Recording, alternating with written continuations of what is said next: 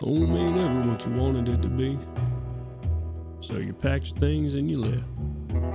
Took a train, left somewhere out west, and you found what looks like hope. You take that little bit of change you got in your pocket and you build a ranch, maybe a nice little family. But unfortunately, there's never hope. Welcome to Crystal Grit. Mind your pistols now.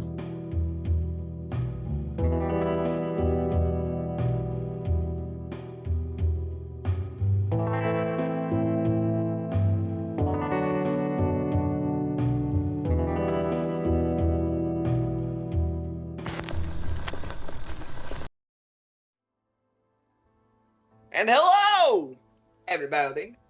How are you all? We're doing good. We being Hard Knock Dice is who we are. I, myself, am the Dungeon Master, or Yahweh Cowboy God of this here champagne. And these ladies and lads off to my left, because I'm not in the middle, which I'm not used to. Our players are scoundrels, are gunslingers, ne'er-do-wells, perhaps, from a certain point of view. And they play in Whispers in the Dust, which is the campaign we're running, this is episode 6 of. Crazy. Yeah. I'm gonna bookend this as I normally do with a reminder that I believe is it the next 2 weeks? PR team or Jones, the other person who runs games, is the next 2 weeks we're taking off, or is the 2 weeks after that? After that. Well, after that. So the first week of the year and the last week. We still need to discuss as a group here on what days we're going to take off for Whispers. But Eberron, 23rd and the 30th. Boom. That's happening for across Eberron.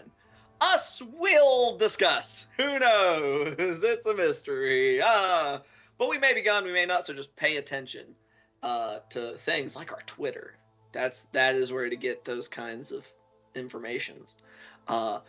Also, exclamation mark charity has happened over there in the chat. Click on that link, open your heart wallets, and be lawful kind, and donate to the cause of the Children's Healthcare of Atlanta, helping kids who need help. Because that's good, a good thing. Do that. That being said, I don't think, unless anybody else has anything fun and exciting to say, any news to share. No. Cool. Well, last session 5, this is number 6, as I said earlier, our heroes were continuing their journey to Picton, chasing some other ne'er-do-wells, a gang, someone who had attacked a trade caravan on its way from Crystal Grit and taken a bunch of valuables that the mayor of Crystal Grit, Desmond Sinclair, once retrieved.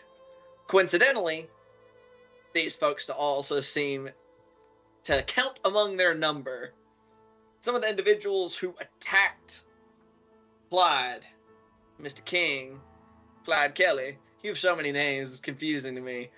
Attacked the farm that he and his family had lived on, slaying his son and taking his wife while leaving him for dead. So he is on board for revenge. And that's about it.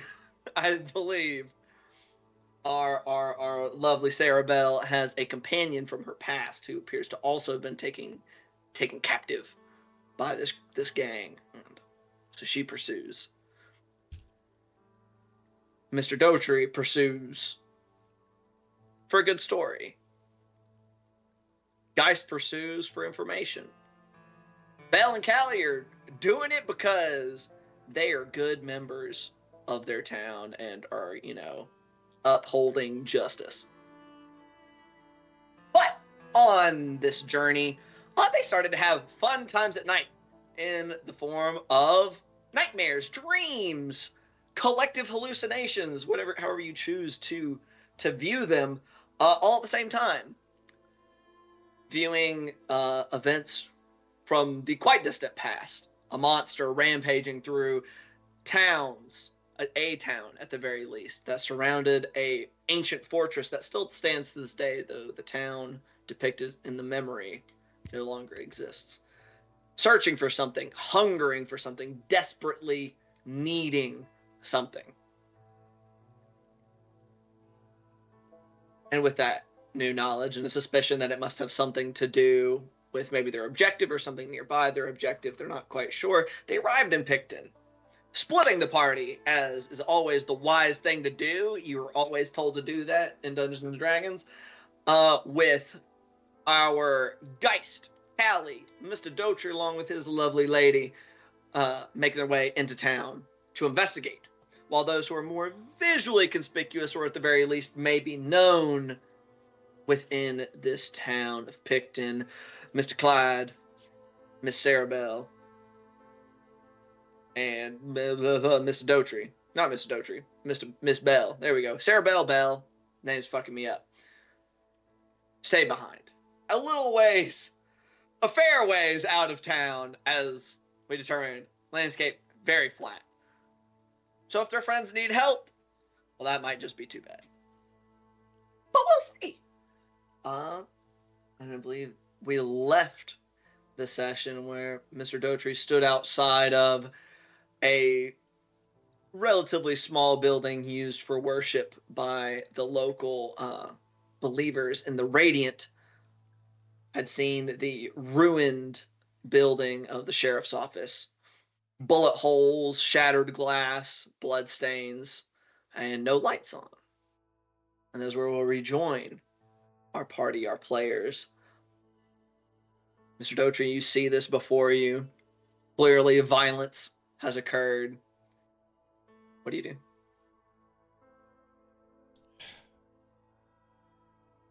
I think first I get annoyed that this observation has interrupted my planning process for other things, but I do have friends out there in the desert, so I have friends. I have subjects out there in the desert.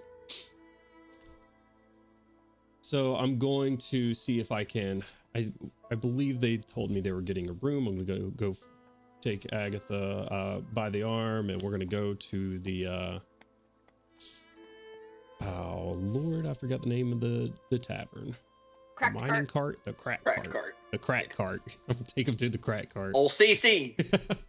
And go see if I see my our acquaintances that we met on the road. All right. Writing subjects. I saw some eyebrows, by the way. Writing subjects. I'm not like he's a king. Yeah. Hail the king, like baby. Anyway. All right. So you are making your way back to the cracked cart. Yeah. And Geist and Callie, y'all had made your way towards a room. What are y'all doing?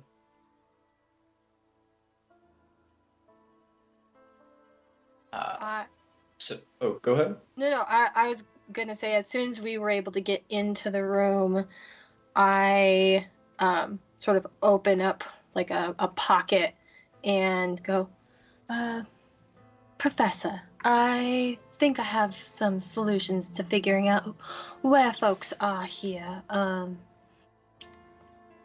You can chat with me while I do that. It'll take me about 10 minutes.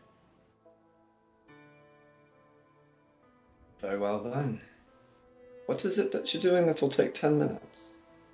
I'm gonna cast, goodness gracious, detect evil and good. So it's concentration. It takes, or it's 10 minutes, and so within 30 feet of me for that 10 minutes, I can detect basically everything that I can with my divine sense. And it's like through walls and stuff, as long as it's not like thick metal. So I can read the exact wording if you'd like, but sure, yeah, just read that off just to avoid any confusion. Yeah, so for the duration, you know if there's an aberration, celestial, elemental, fae, fiend, or undead within 30 feet of you, as well as where the creature is located. Similarly, you know if there's a place or an object within 30 feet of you that has been magically consecrated or desecrated. The spell can penetrate most barriers, but if it is blocked by 1 foot of stone, 1 inch of common metal, and a thin sheet of but is blocked by 1 foot of stone, 1 inch of common metal, a thin sheet of lead, or 3 feet of wood or dirt. 3 feet. That's a lot of wood or dirt. Right, exactly. It's like most walls, like I'll be able Are to not. tell. Mhm. Yeah. Sure. Okay. So you're taking some time to cast Detect Good and Evil. Okay. Yeah. Anything for you, Mr. Geist? Yes. Just to cut to the chase, he is going to give her the rundown on what he noticed as far as the snake, I think you said, snake badges. You're not sure if they're snakes. Concealed You saw inside. like scaled tails, serpents of some kind. Serpent-esque badges concealed inside the jackets of the threatening individuals in the main room of the tavern. Not tavern. Saloon. Saloon.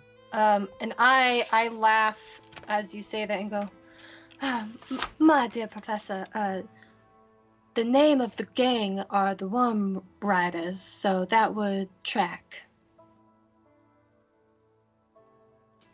I think the interesting point is that they are taking interest in whoever enters, and furthermore, I have completely mind blanked on everything I'd prepared to tell you at the end of last session, so I'm not going to recall that. The fact that they're acting as the ones to keep an eye out for intruders and newcomers, and they were prepared to act based on their evaluation of us, weapons concealed. Well, then let's be grateful that they did not think that we were that threatening. No, but it is important to identify your targets before we get any further along in this operation. Right. Do we know what official capacity they're acting in? They're acting alongside the local law enforcement or independently? That's an excellent question. We could go talk to the chef like we had talked about. DM, I feel like I am completely forgetting something because there was something I wanted to tell her and I can't exactly I'm trying to watch it back. Do you happen to remember off the top of your head? I have no idea what you wanted to talk to her about. I'm not. I mean, I unfortunately have not a really mind reader. good notes, so it depends on what are you do you not remember what Just you were going to all tell of- me? Everything he gained from that super high perception check going in, and then thought he had picked up something else in there. There I mean- were things that were discussed. Yeah, you go ahead. Yeah. Share if you Yeah. want to share amongst yourselves. I was just going to say he would have disseminated all of the information he had to you. Got it. And Got then, it. If that did not take the entire time of the casting of your spell, he then would have brought up. Furthermore, we didn't exactly make a steadfast plan about how we're going to get back out to our friends outside of the town. Right. As a course of action for that. We can't exactly discuss it as a group with our other town-side companions without potential. Right. Right. Well, I do think that I'm finished with casting my magic here. Let's go take a walk about of the town and find our dear Mr. Dotry and his loved companion, and shall we? Should we be seen all speaking together? We were seen coming into town together, but should we not perhaps create some distance?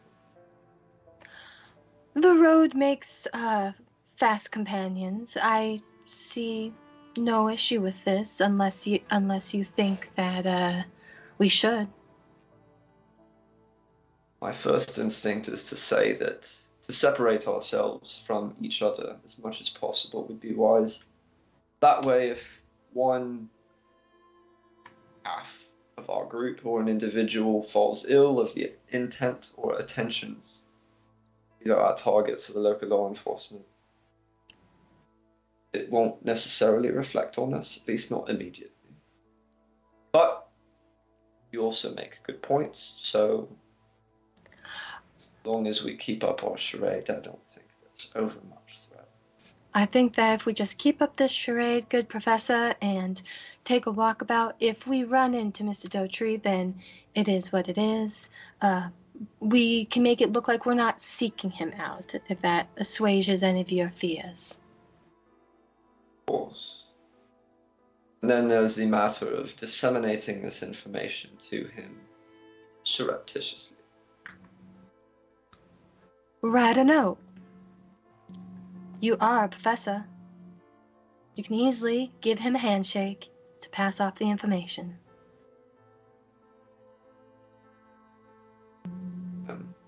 Is Cody freezing? Not Geist, as I think I specifically said if I found a copy of like a poem. Yeah, music, like lyrics. Music, that's what it was, yeah. Yeah. I have made just such a contingency, but it would need to be summarized in case they were to come across it. They being, targets / law enforcement.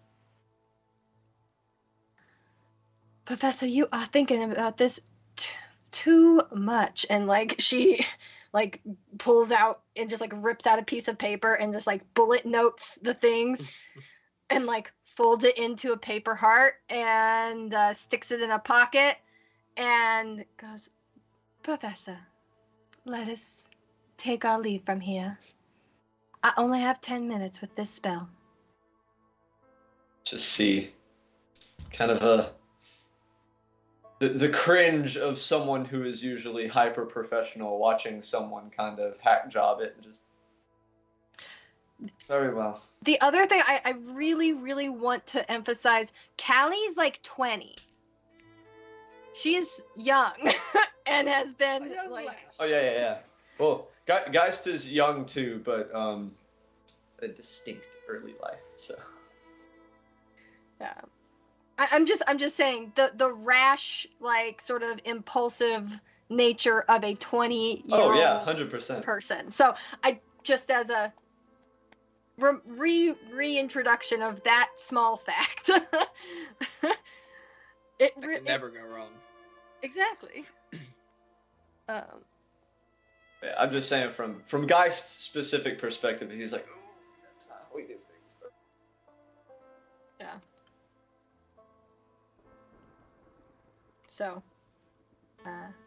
I hold out my arm, to have you escort me out this building so that we can start. I don't want to waste any more of my spell. Right.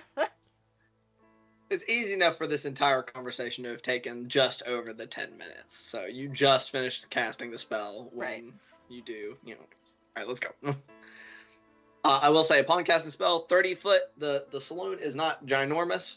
So even with your limited roomage and everything, you go to walk out, and I mean, you don't detect any, because it's aberrations, celestials, fae fiends, and undead, correct? As well as desecrated or consecrated objects. Correct. That being said, and within the saloon, nada. Yeah, I mean, that tracks because I did do a divine sense when we were sitting at the table. Mm-hmm. So I would have been real surprised if... Uh-huh. Somebody showed up afterwards. No. Sorry about it. All right. So y'all are setting out looking for Mr. Dotry. Correct. Moseying our way to where the sheriff's office is. Right. Under the guise of just checking out the town. Easy enough. How long does Divine Sense last? 10 minutes. The last 10 minutes. So the casting time is also 10 minutes. And it's 10 I might have misread it. It doesn't matter. The cast. It's like it's an act. It doesn't matter. At the end, I know that it lasts for 10 minutes. Lasts for 10 minutes. Perfect. Wonderful. We'll say, just for the ease of everything, that y'all are heading towards whereabouts you know the sheriff's office to be, and you can run smack into Mr. Dotry making his way back towards the saloon. Salvadores, I was just coming to look for you. Pleasure seeing you again. I did find that song lyric you were asking after on the road. Yeah, follow me. How busy are the streets right here? I mean, it is more or less the middle of the day. So I mean, there are people out and about. It is. I'm trying to think of the best way to describe it. Like, people are mostly keeping to themselves, though. You don't have people stopping and chatting in the street. People are going around. It honestly, considering that you guys know this is a mining town, it's weird how many people are actually around. Their primary export is mining. You would think that miners would be in the mines. Any support staff that they would have would be doing their jobs. And there are more people around that, considering, you've seen how this town's relatively small. There's more people around than if those people were doing their jobs. Just the sense of the crowd, especially Mr. Dotree, as you've been out and about, it feels kind of like a town, like a city under siege. Is like these people are heads down. They're just going about their business quickly, as quietly as possible. Gotcha. And actually, if I could get I guess from you, from all three of you, can I get a perception check? Yours kind of in hindsight, Mr. Dotree. Okay.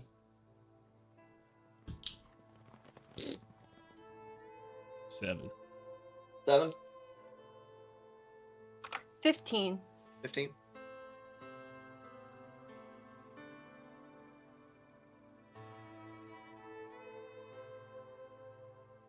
I had not unbagged my dice yet.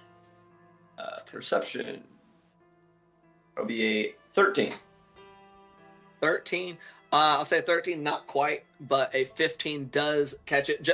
Even in the short time walking towards the sheriff's office, you're keeping your head on a swivel. You know that this gang is here. And I'll say you do catch, among the people walking around, you spot a couple more of those pins inside of people's coats. Mhm. At least a couple. Okay. As we are doing that, I lean up to whisper in the professor's ear, and inform him of that information, as we're I'm assuming that this sort of happened right before we ran into Mr. Dotree. Surely. Which ones would those be, my dear? And I cover my mouth and giggle and just sort of point in the direction of the people that I see. Guys would be trying to make note of each individual that possesses a pin. You could certainly try. How many were in the saloon, by the way? There was a table of 4. Table of 4.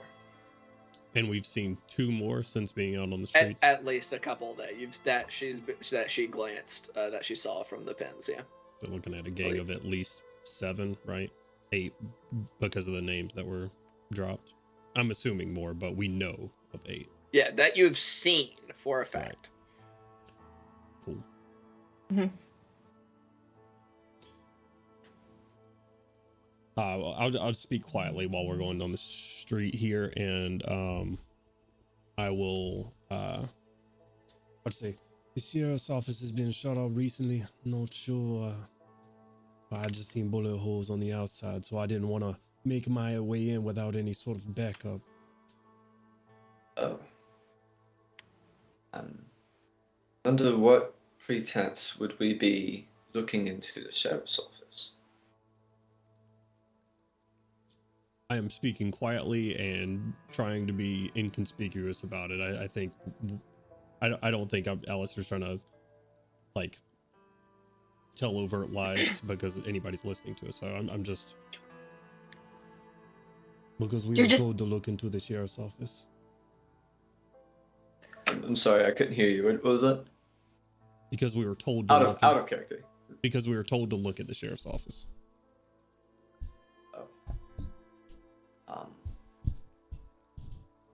Wait.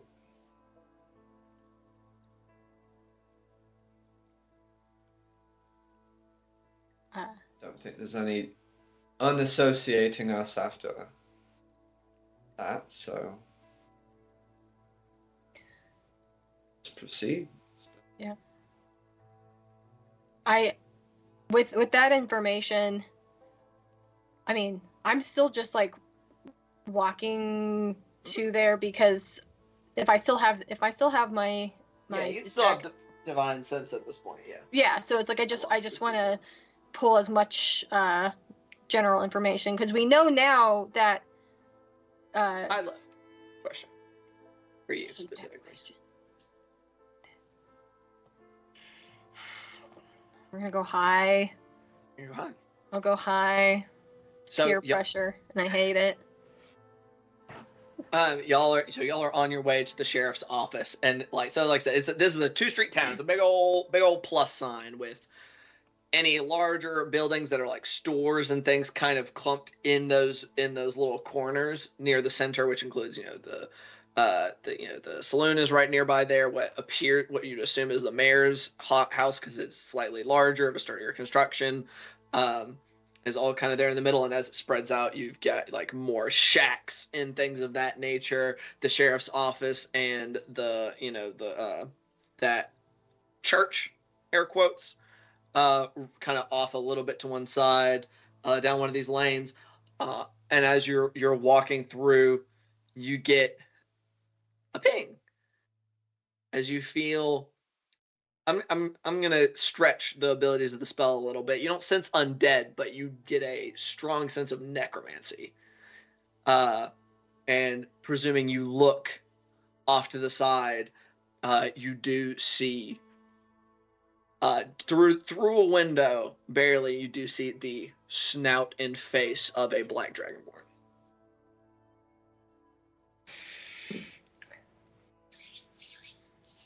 Through the window of that house. Okay. Except it's not a house; it's a store. So is it a store? Is it like can I stop to do? I don't know if men do this, but sometimes, particularly mirrored windows, women will stop and like fix their hair or dress or whatever. These are not mirrored. It doesn't matter. Yeah. Okay. Okay. But you're stopping to like stepping up onto kind of the porch. Yeah, just to like stop and pretend that I pretend that I see myself in sort of like a angle of the window, and I just want to take a sort of look about as I'm like fixing my hair and my dress and yeah. Okay, you take a look in, and like you said, so by the time you got the dragonborn had passed, so you're just kind of glancing in, and I mean you see a handful of customers in there, some people browsing shelves. It looks like it's like general store. You get some people going through and getting some like dried goods like jerky and apples that were probably not originally. Like they may have been fresh at one point, and then kind of they've been reduced down to kind of being like dried apples that just out of the necessity. And people just shop around in there, and you do see a dragonborn walking through, staff in one hand, kind of using it as a bit of a walking stick. You see a revolver on one hip, wandering through, hat on head. It seems to be just perusing at the moment. And if you, I don't know how familiar with Dragonborn Callie would be. On closer inspection, this Dragonborn looks a little older. Like it looks like maybe the scales aren't quite so sleek. But it seems to be getting around just fine, or at the very least with the help of the staff, if they're leaning on it at all. Okay. A general store. Okay. So I turned back around to Mr. Dotry and the professor, and very silly go, my dear, I do see something in that shop that I think we could get for our travels. Will you go with me, please? Darling, you know I didn't get full access to my father's fortune, but as long as you keep an eye on our spending, okay. But we have to not overspend this time, right? Fine. All right. Let's go look. Okay, so I go in and sort of like gesture as discreetly as possible. Dragonborn.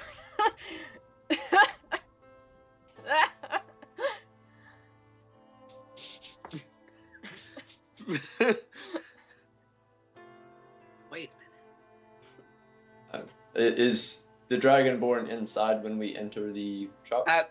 At this point, it looks like they've stepped up to the counter and are making a purchase. What kinds of wares are available? It's a kind of a general store type beat. Well, if there is anything that Geist could feasibly be looking at that would give him a like peripheral view of whatever the Dragonborn is purchasing. Roll a perception check. While he rolls that, I think Alistair and Agatha will post up by the window, feigning just some like PDA of some sort. I'm just twirling her hair and looking into her eyes. Can I see the staff that's in his hand? Is there any sort of like iconography on it or anything like that? Make a perception check.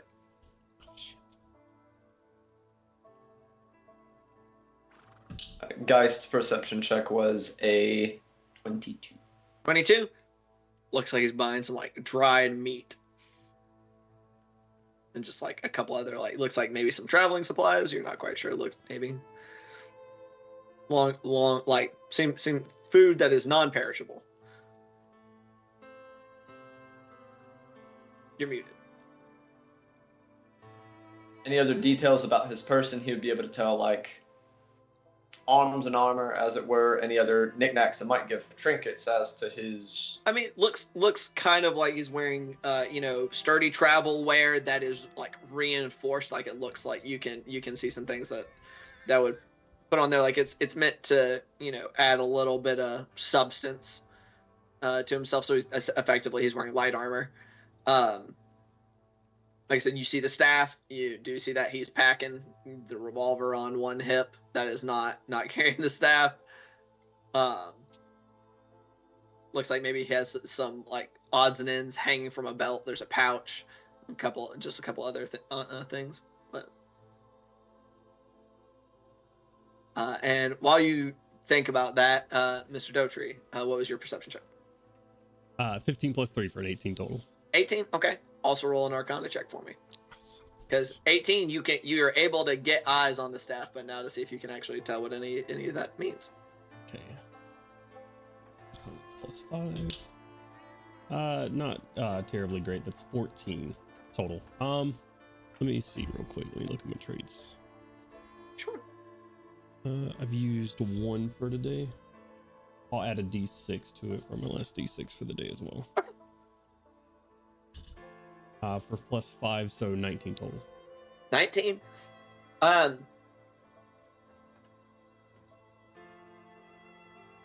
trying to decide how much. This is definitely, from what you know, there are symbols and these are arcane runes and things that are carved into it that you feel reasonably certain, as certain as you can be without like examining it using magic or taking it to somebody who can, that this staff is magically enchanted somehow with necromantic magics.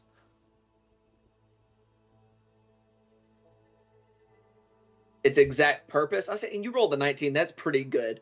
I said that specifically you do note a couple of like entire runes or strings of runes that indicate both command and summoning.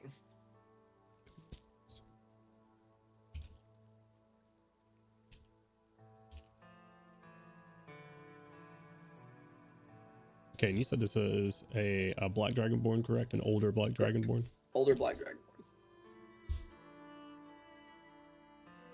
Okay. And just one last question really quickly. There's nothing in this staff on this staff that denotes it may be of similar magics of what's been going on with us. It is purely like controlling undead. That's from what it looks like. Yeah, okay. This looks like this is a necromancer staff. Okay. So we don't think this staff is what's fucking up all these people in this town and us. You would doubt it. Okay. Pretty heavily. Got it. That would have to cover an entire town, even as small as this town is. That would be potent. Got it. Okay.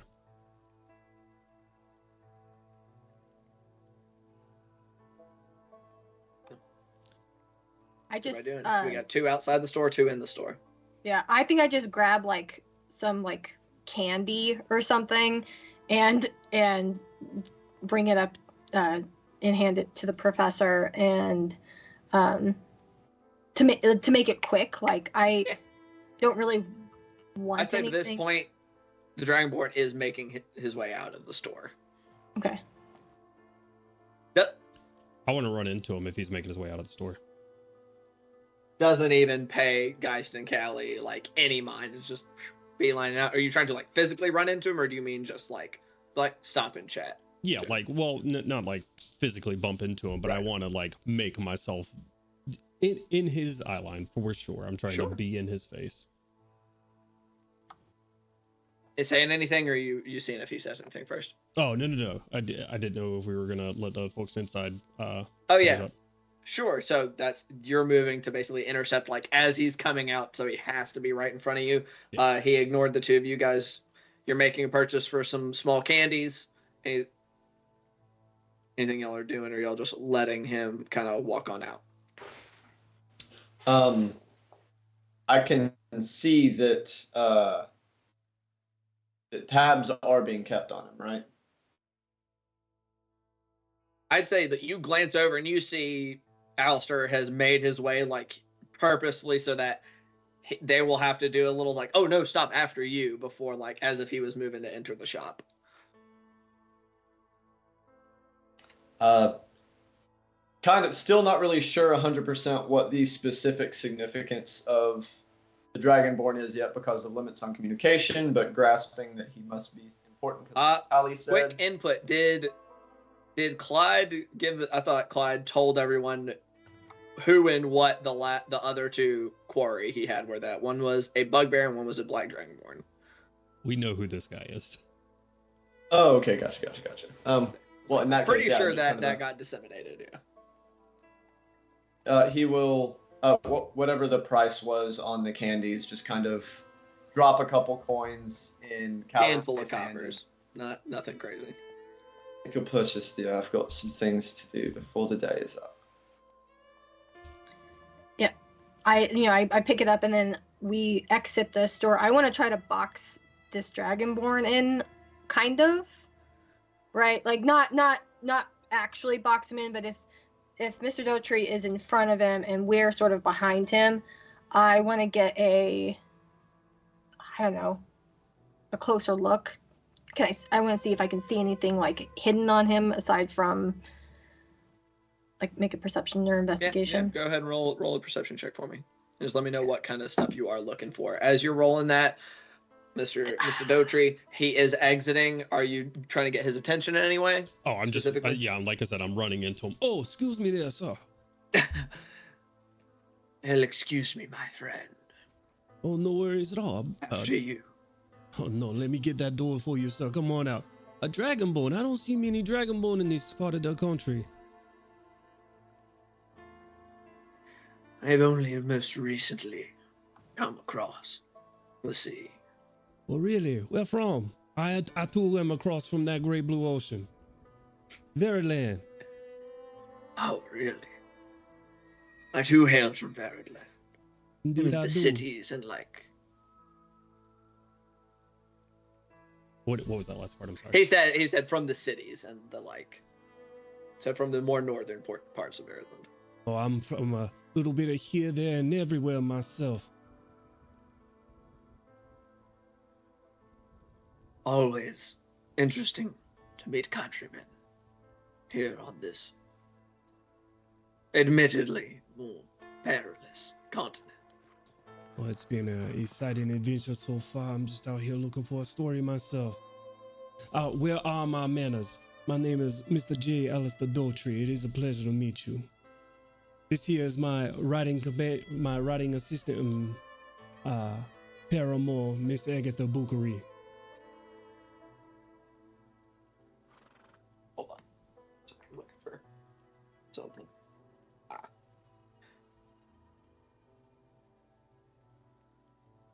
He reaches out with his non-staffed hand and shakes your hand. I am Fax Umberfield. It is nice to make your acquaintance, Mr. Dotry. Now, I have been here for some time, and I'm making plans to depart. If you'll excuse me. Oh, is that so? So soon? To be honest with you, in this small town, you're about the only interesting person I've seen so far. I was damn hoping I could buy you a drink and maybe pick your ear for maybe my next book. I'm sorry, pick your mind for maybe my next book. Here, What to his ears? pick his mind is what I meant to say. borrow your ear and pick your mind kind of combined. So I want to pick his ears. Come here. let me get in there. But I'll say, let me pick your mind. Where you staying at? Perhaps I can buy you a drink. Oh, a citizen has been so kind as to share space with myself and my traveling companion. But perhaps we may chat later. If you're staying in town. Indeed, I am at the only establishment that I found so far. The Cracked Cod, I believe it is called. It is indeed alone in its profession. Lord and lowly, but Mr. Umberfield, I won't take any more of your time. Thank you so much. And he'll just back him beside him. Steps and starts walking down the street. I fully DM. rolled an @1 on that perception check, so I don't see jack shit. This is the most upfront, like he's got everything on presentation. I know What was we'd that? seen the emblems and such, the badges. Mhm. Did we see any kind of symbols or marks of allegiance or anything along those lines on him at all? Not on this guy. No. Especially not with an @1. Kylie didn't see shit. I was saying from the 22 when I was looking at him in the. His secret of nature is story. impenetrable. A master of secrets. Raj. I'm taking my guise of silliness to the extreme. It's all very. You said they're fainting yourself. I feel faint. To clarify real quick, DM. Yeah. Fax Umberfield? Umberfield, yes. What was that first? How do you spell his first name? Fax like a fax machine, baby. Okay, cool. All right, I got it right. Sick. We phonetic out here. Fax. Last name, little less so. But that's all right. So he has started walking down the street. What are you guys doing? Time to head to the sheriff's office, I guess. Short walk. Further going down. Callie, you're not getting any further pings at this time. Mhm. And walking up on the sheriff's office, it's you just even seeing it from a distance as you start to close up. And I will say it is at the very least that side of the street grows empty quickly. But you see some you see clearly what are bullet holes in the front. The glass is shattered. You do see some blood spattered on the planks. Are you guys going up into it, or you guys just keeping an eye on it from a distance for a moment? I still be looking from a distance, at least at first. Do any I'm mind blanking on the character's name. Sherlock Holmes crap to determine the weapons used in Okay. what kind of a shootout that was. Okay, so you're getting up close, actually going up and walking around and looking. I need to get up close anyways to have my magic work at all. So. I'll say to Sherlock Holmes that you'd have to get up close. You'd actually have to be able to look at the bullet holes in relative. He wouldn't be getting up on it, but staying arm in arm with her as she walks closer. Or whatever. I mean, you can certainly try. You're definitely not going to get as detailed of an answer. You're not going to be as if you stopped and actually investigated. This is not a Sherlock Holmes. This is I'm glancing at it as a pass by. You're guessing. Well, like I don't know. I was envisioning it in like the Sherlock Holmes like walked through and noted like, oh, the enamel on her fingers was approximately 3 millimeters. You could certainly try. Okay. Sherlock Holmes can do that because he's Sherlock Holmes. Other people That have man to has an investigate. int of like 24. But you know, I didn't like say I was if going to you do roll- it as efficiently. Yeah, I'm just saying if that's you roll the style stupid of good, investigation. you'll get those kind of details. But this is definitely more of like in passing. Like you're going to be kind of like, okay, that's what this looks like. I just Yeah, wanted to set well, expectations. I used Sherlock Holmes as an example because of the kind of deductions. Right. Surely. Go ahead and roll that. Tally, to note, you walk past Detect Good and Evil is going to be coming towards the end of its duration now, since y'all spent some time kind of trying to keep it, doing a little bit of I don't know. We're what meandering. You were meandering and in the store and we're everything. walking with a purpose, yeah. Right, exactly. Trying to keep things looking relaxed. But Right. you do not detect anything at this time that fits those. And what's that roll, guys? 21. 21. Very nice. One lesson earlier. I mean, that is a really good roll. I'm gonna say at a glance, it looks like there was a little bit of everything. You see what looks like evidence of some, I'll say mostly on the outside, like going in, it looks like you see some evidence of small arms fire, so mostly like revolvers.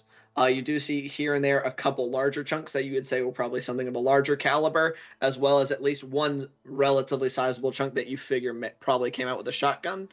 But outside coming in, there are some scorch marks and things of that nature that look like they maybe were on an outward trajectory. You don't really see. It doesn't look like whoever was on the inside. It doesn't look like they fired guns back. Is interesting. So they were either a really good shot, or they didn't get a chance to shoot, or they didn't fight with a gun. I'll tell you. Up to darling. Maybe maybe a little closer to your face, or maybe bump. What are you up to, darling? My dear, I do think that I am growing weary of our walkabout. Shall we make our way back to the cracked cot? You so desire. I am here at your disposal for the day, as long as you don't bleed my wallet. We'll see. If you with the last little like tricklings of that, did Mr. Dotry tell the professor and I about that you found a little church? Because I wanted to like check for the consecration or desecration for you. So and out of character, I know that the church was across the street, so like it would be simple to just like walk across the street and just sort of vibe for a second. No, he wouldn't have. Okay. So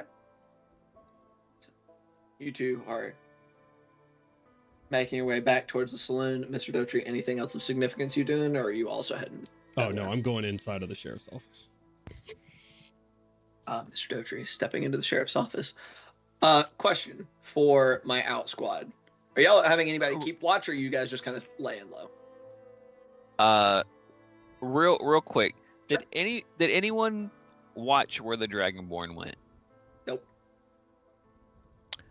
So there's like 20 buildings tops in this whole town, and no one was like, I'm gonna sit in the cross between and see like where this guy went.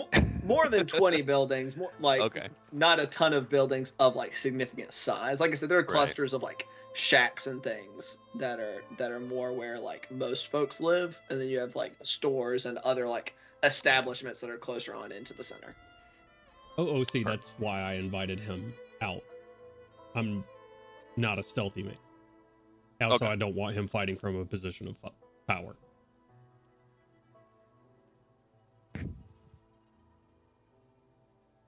To answer your question, Ian, Yes. Sarabelle would have been drawing a map of what she could see. Mm-hmm. Just of the town? Of what she could see, yeah. Okay. Also, you might want to up your mic a little bit, Me? Mr. Christopher. Yeah. A little low. So Hello. nobody actively keeping watch just in general? Well, so when Belle did the what I do? Oh, primal awareness. She would have shared with Mr. King and Sarabelle that she could tell there were fiends and undead within 6 miles. And I don't know about a formal watch, but she would have been kind of like being on her toes, trying to be aware. Also, out of curiosity, what level spell slot did you use for primal awareness? Because the duration is 1 minute per spell level. We'll hold that thought, and I will tell you because I'll have to look back. It was just first level, so Level, so 1 minute. yeah, she just noticed it. Yeah, she just noticed. She don't have a lot of levels. High, low, real quick. High, always high. Okay. Yeah. All right. Been indoctrinated. Wonderful. So you share with your two companions that there is definitely fey or fiendish presence, or not fey, but fiendish and undead presence within 6 miles of you guys. So, and she would have also she would have pointed out to let them know that there were no like elementals, no fey, no dragons or so, like these are things that I know there's not, and this is what's popping up. Like, interesting, no elementals. Well, that's refreshing. Sounds about right. Them guys in there probably got some fiends. Definitely undead.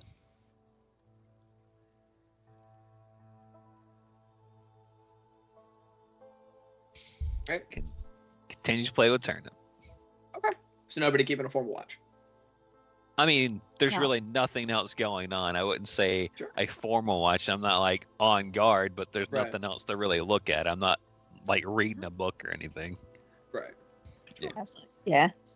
So Belle would be playing solitaire with like an eye, do something, then look up, kind of look around, that kind of thing. So like half aware, but also like not just staring at the horizon. Okay. Let's get a round of Sarabelle. perception checks from everybody. Sarabelle's engrossed in her map making. 19. 19. Okay. Dirty 20. 30, 20. Okay.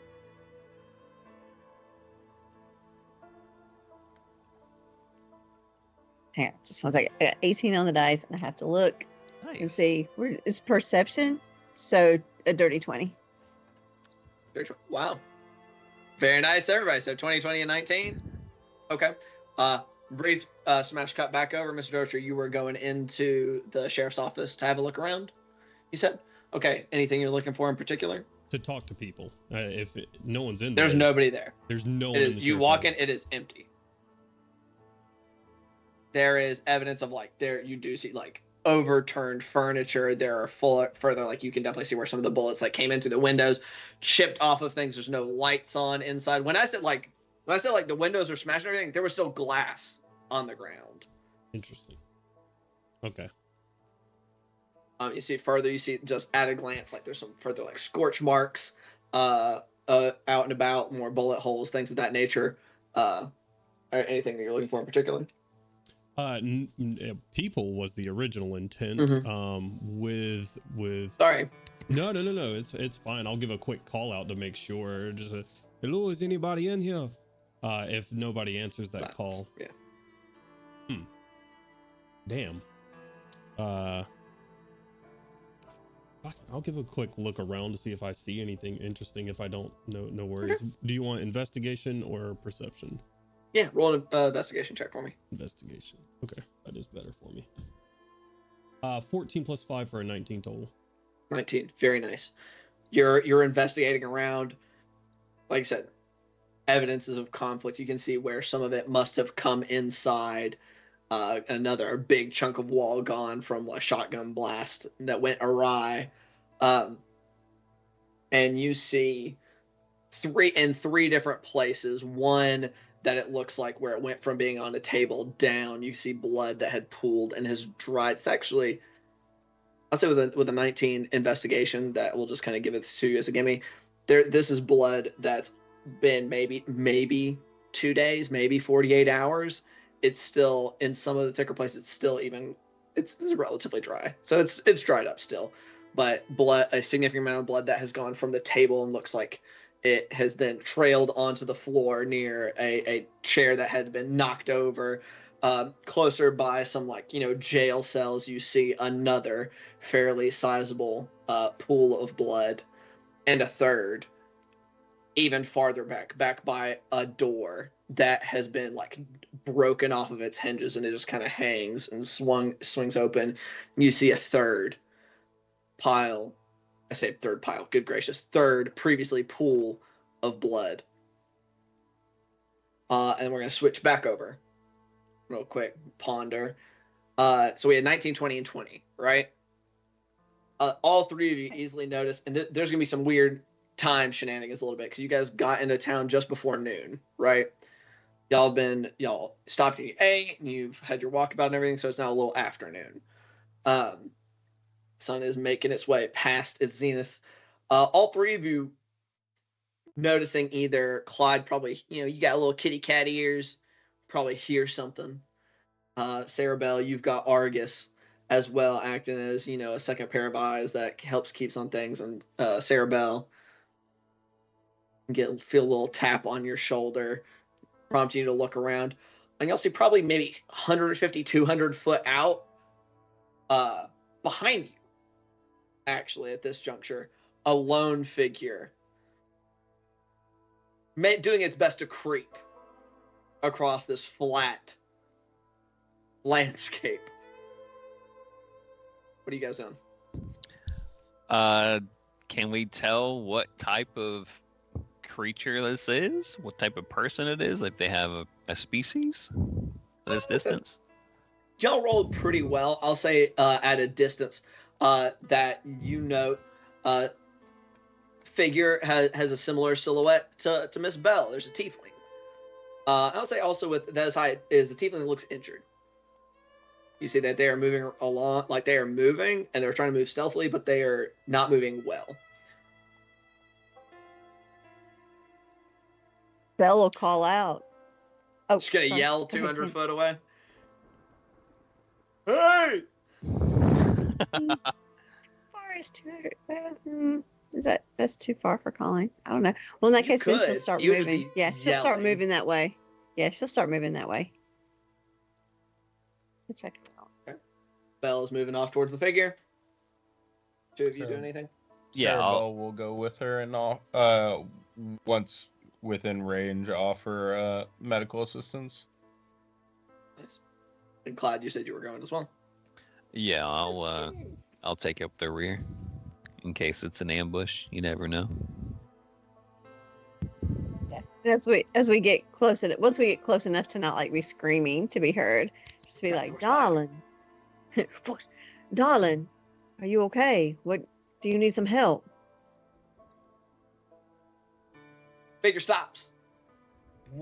Turns towards the lot of you, drawing up an arm that was at his side, pointing, not a gun, but a wand, at the lot of you.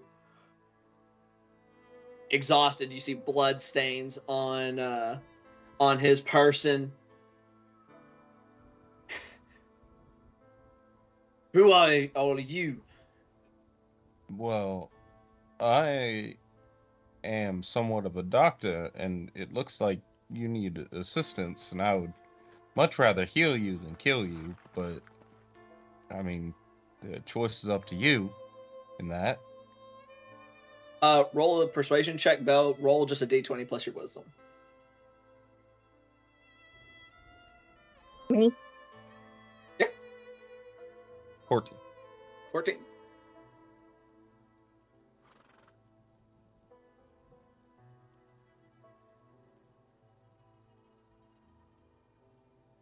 It was a 20. Okay, A let me see what my natural wisdom 20? is. Height.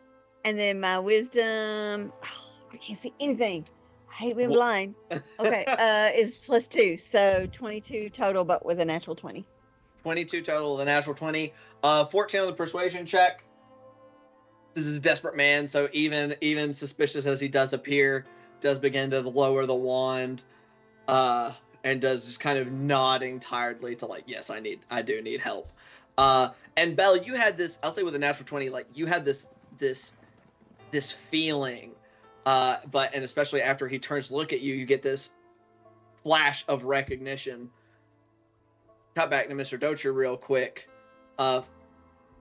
Looking at that last pool of blood, note a blood trail dripping out of the door back to our party that is out there. This is Brett Walden. This is the sheriff of Picton. Would we know Mr. that from Walden? sight? She would. She's been here. I've been here before. Mr. Walden? Is that you, sir? It's me, Miss Bell, from over in Crystal Grit. I've had occasion to come to your town a couple of times. Sir, you seem to be severely hurt. Just kind of squints at you for a second. You do see a slight amount of recognition as he nods. Oh yes, Miss Bell, the saloon proprietor over on Crystal Grit. Yes. Yes, my dear. Please, would you allow me to approach and help you, sir? Just kind of glances over at the town itself before seeing y'all's camp, which y'all have done the best to make like as inconspicuous as possible, all things considered. It's a tough ask, but you guys tried. He just We did our best. nods. Says, you all haven't been bothered so far. That's good enough for me. And Belle will walk over to help him walk. Sarah Bell, my dear, where would you like him so that you can best assist? you can take a seat on John. I know he won't mind. Once Okay. he's there, she's gonna take her hands and put them on each side of his head. Now, you might see some, Is John? Quick question: is John just? He has got his arms out. What mode is John in right now? he's in the wheel. Okay. We put him in the wheel configuration before he came to town. Okay. Now, you might see some fantastic things for a second. Don't worry, it's part of the healing process. Kind of looks a little confused for a moment. And as she says that, she's gonna cast Cure Wounds. Your ones? Roll it. Inflict wounds. Fuck this guy. Ooh, for max, so 13. 13. Very nice. You can see, some wounds, or at the very least, even for some wounds begin to close up. You see, kind of stands a little less hunched, as he was in like mixture of pain and exhaustion. That was very strange, but you have my thanks. Of course. Also, Sarah Bell would just do a routine medical exam of any other wounds that are showing, dressing them, sanitizing them. With the best bedside manner after the initial I'm sure. spell is off, Clyde just, what's your story? Why is the sheriff out wounded and hobbling through the desert? He's still sat. He has just kind of left his wand just kind of like chilling in his lap, like he has not taken it out of his hand. Which is almost gun shaped in that it looks like it is gestured with like this, like a little bit of a curved handle. Hey man, Does it have a cowboy. It does not have a trigger, but it looks like it has almost the same posture of being held as like a revolver. I'm gonna have my cowboy wizards. God damn it, they're gonna be a cowboy wizard. But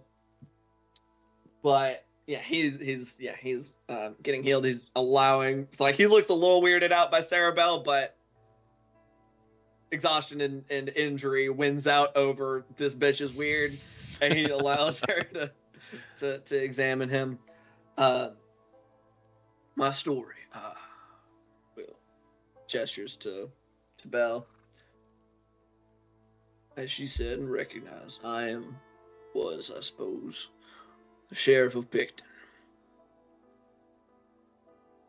Up until about 2 nights ago. Some folks came through. About a week ago. Clearly a gang of some kind, but they won't cause any trouble. They were just staying in town. Folks started having nightmares. A few folks went missing from the mines on the way in and out in the later times or early hours. It's kind of freehand, or he kind of motions with the wand. Found this odd. Experienced these dreams for myself and started asking questions around. Investigated. Seemed to me that there was some thing among these worm riders that he was either causing these nightmares or drew something that did. I told them to leave. They refused with enthusiasm.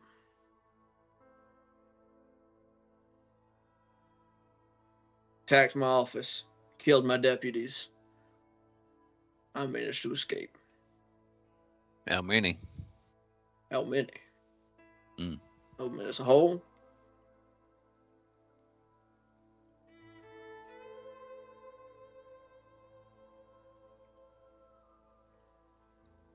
$15, maybe 20.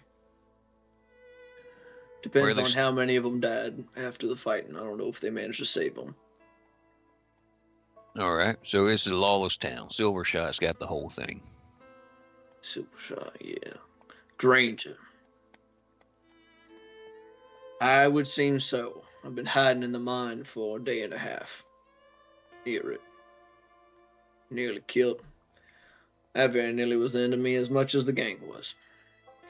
That would explain the condition of some of your wounds. Yes. Is Silvershot in town or just as lackeys? Last I knew, they were all home. What about Dragonborn and a big old mean bugbear?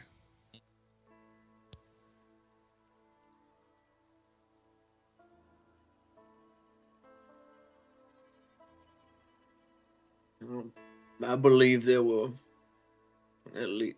I mean, Silvershot himself is a Dragonborn, so he's here. But I think there was at least one other. Couple bugbears, from what I recall. This one's loud. Lady. Other Dragonborn was black. Horns curled down. He just goes, ah. Yeah, she caused a little bit of trouble at the cracked cot. Old Lynn had to shut her off to get her to behave. Well, you're better Belle now. will- Oh. You're Oh, Go ahead. You're good. no, go. All right, so you're better now. You're going to keep walking or you're going to go back and take your city? Very So generous here's of you where to Belle call. will interject. Yes. This is on purpose. So right as he says that, she'll kind of swoop in a little bit and go, "Mr. King, give the man a moment, sir." And she'll like hand the sheriff like a mug, one of those metal travel camping mugs, and it'll have a little bit of coffee, a shot of whiskey in it. Be like, "Here, sheriff," and she'll kind of like put a blanket over his shoulders and be like, "Do you happen to recall where Mr. Sugar, what's his name, Silver? Silver shot. Silas Granger, also known as Silvershot. Silver Shot. Yeah. Where Mr. Mr. Silvershot, do you recall where he was staying? You said they were all home. Oh, yes. And it looks, Clyde. I'm currently in no state to fight. I fully intended to travel, perhaps to Crystal Grit, perhaps elsewhere to seek aid. If You I had found it. to, seek help from the consortium, see if they would send a marshal and his posse. That is good, because that would be my suggestion to you as your doctor, let's say. You need to rest. Yes. But to answer your question, Miss Bell, Granger himself is currently enjoying the hospitality of the mayor. Pushover that he is. Is the mayor enjoying giving the hospitality? He is enjoying being not at the eye of someone that he perceives as more powerful than him. He's enjoying being alive and unmarked. I understand. Winchester continues the long line of mayors with no backbone in Picton. Mr. Walden, sir, I wonder if you could point out the mayor's abode from here, just to give us a little bit of an idea. Hard to miss. Largest house on the corner when you come into town. Thank Little you, sir. catty corner She's to gonna- the cart. Little cat. Oh, cat. Oh, thank you. That helps greatly. And she's going to hand him off like a little piece of like a muffin or something. Then kind of like nudge Sarah Bell to, darling, is that on your map? I can Yeah. add it. You do not have a good point of view, but you can guess. It's hard to miss. There are 4 corners in the middle of town, so you got a 25% shot just by guessing. Okay, so even if we can't see it, like she could, like Sarah Bell could like make a note on the map so that we would recall where if to you go. stayed or- here, you probably stayed at the cart.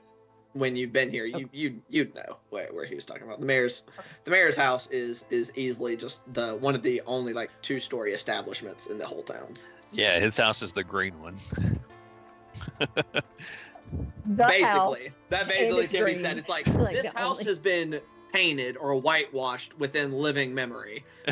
So one of the few that could be called an actual house. right. Most Now, places are either kind of hovels or are attached to their store or whatever, or their profession. Mr. Sheriff, I know you were thinking about heading to Crystal Grit. That road is quite dangerous. On the way here, we encountered an elemental that attacked us. It seems to be no reason. My suggestion would be to wait for us to finish our business here and then travel with us. Or, well, if we finish our business here, you should not have to travel with Kind of us. raises his eyebrows. It is What our business would that be? It is Then- our Good. is our hope to remove the malcontents that have taken home in your town. The 3. 7. You have members elsewhere. Already in the town? Oh, Yeah. see. 15 versus 7. Catch them unawares. Pretty good odds. Not bad. Could make it 8. Unless you just want to sit out here and keep an ear out for how it winds up. I do Uh, believe that our employer would prefer the sheriff to be alive, if I'm not mistaken. As he is in I a do horrible. as he's in a poor state already, may not be a good idea for him to. It would go against my orders. Against medical advice. Is It that would. what I understand? I believe I agree with you. I believe our employer would like that. Um, Mr. Walden, you mentioned your distress that you encountered in the mines. Would you mind sharing a little bit of that if it's not too traumatic for you, sir?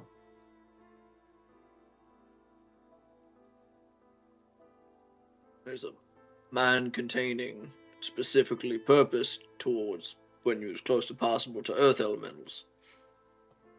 Not much more distressing than that, but you said you encountered on the road elementals that were acting strangely. Yeah, we had We to blow them did. apart.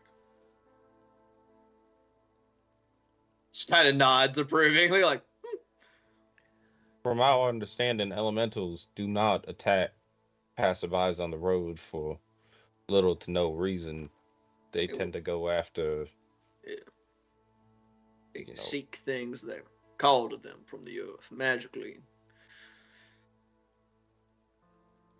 But, I mean, it is not unheard of for them to set upon a caravan if they happen to be close to the surface and it is creating enough disturbance. But they have been acting strangely. They have So, come did for the town itself. Or at least in this did you have? vicinity. You're fine? What's up? I'm on a roll Just go. tonight. I'm No, so just go. sorry. Just go. Don't No. worry about it. Yeah. Did you happen to have did you have those dreams while you were in the mine, sir? Unfortunately. Seem to persist. I did not actually. Did you say elementals were acting strange towards the town recently? I did, and the only can- time I've been unconscious since I fled was when those dreams struck. And you feel like them elementals started going crazy when them dreams started? Around the same time. It's what prompted me to investigate and pin the blame on the gang that were present. A few earth elemental attacks, the mines grew more dangerous, and some. He just kind of gestures out to where, like, I'd said, guys saw there's signs of relatively recent earth elemental activity. None of them came into the town itself, but they surfaced close enough that they had to be dealt with. It's one of the only times I would have be thankful for Granger and his ilk's presence. But considering I think they're at fault for them being there at all, thanks quickly lost. Also, they tried to kill me, so.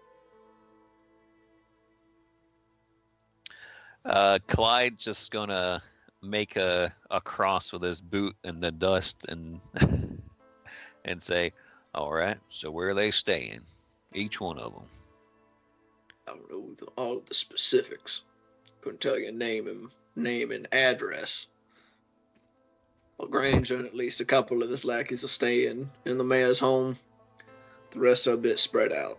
Some have, I think the majority have hijacked the miners' quarters on that edge of town. A And that couple would of be- the others spread out. So Clyde's drawn like a plus for the town and is basically asking him to put a generalized location of where these places are, just like at a glance. You don't have to verbalize the details to me, just so that we're aware. No, yeah, he does. He dots them like, Okay, gotcha. This is where at least, Granger and some of his, either bodyguards or his lieutenants or something are staying, which is in the mayor's house. And then there's a cluster of those shacks and things that function as the miners, like, what's the word I'm looking for? Like dormitories, that are right there that, he said the majority of them have shacked up, and then some of the others have procured room and board at some of the other spots within town, mostly like the stores and things that are, not ramshackle or even anything approaching ramshackle shacks. And what was this mayor's name? Grant Winchester. Winchester. Little halfling fellow. All things considered, poor example of his people, considering they were some of the first ones to settle here in Cryptodol.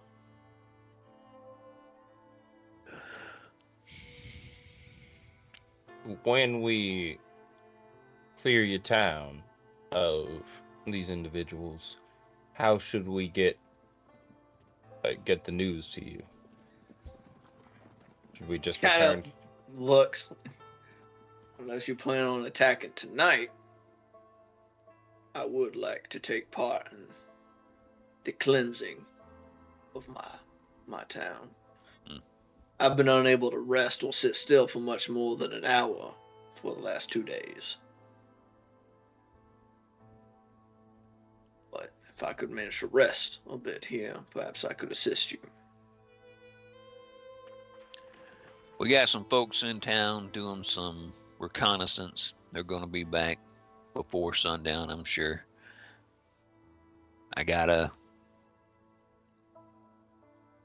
bedroll here you can take a break on before them dreams start tonight. It's kind of...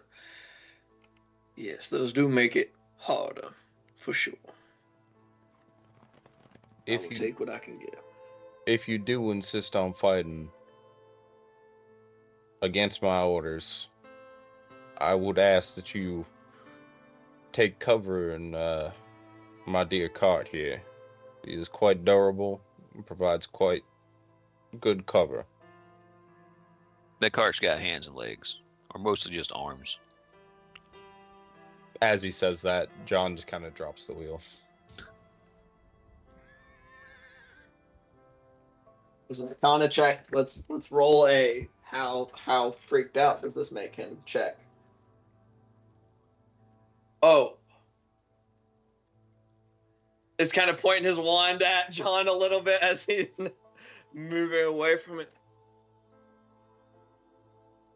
See. They don't hurt you. Belle kind of like sidle up to him, kind of pat him on the back. Now, my dear sheriff, our friend John here Does John give has been supporting you literally through your recuperation to this point. He has been a good friend to us, and I believe he could be a good support to you as you get some rest. Facts I all find most unsettling. But beggars cannot be choosers, as they say. Tis true. Many find our kind quite unsettling as well. Smiles. And a detail I did miss. This dude is like probably like 50. Like he is in his either his late 40s or early 50s, which is a point in life most people don't make it to in his line of work here.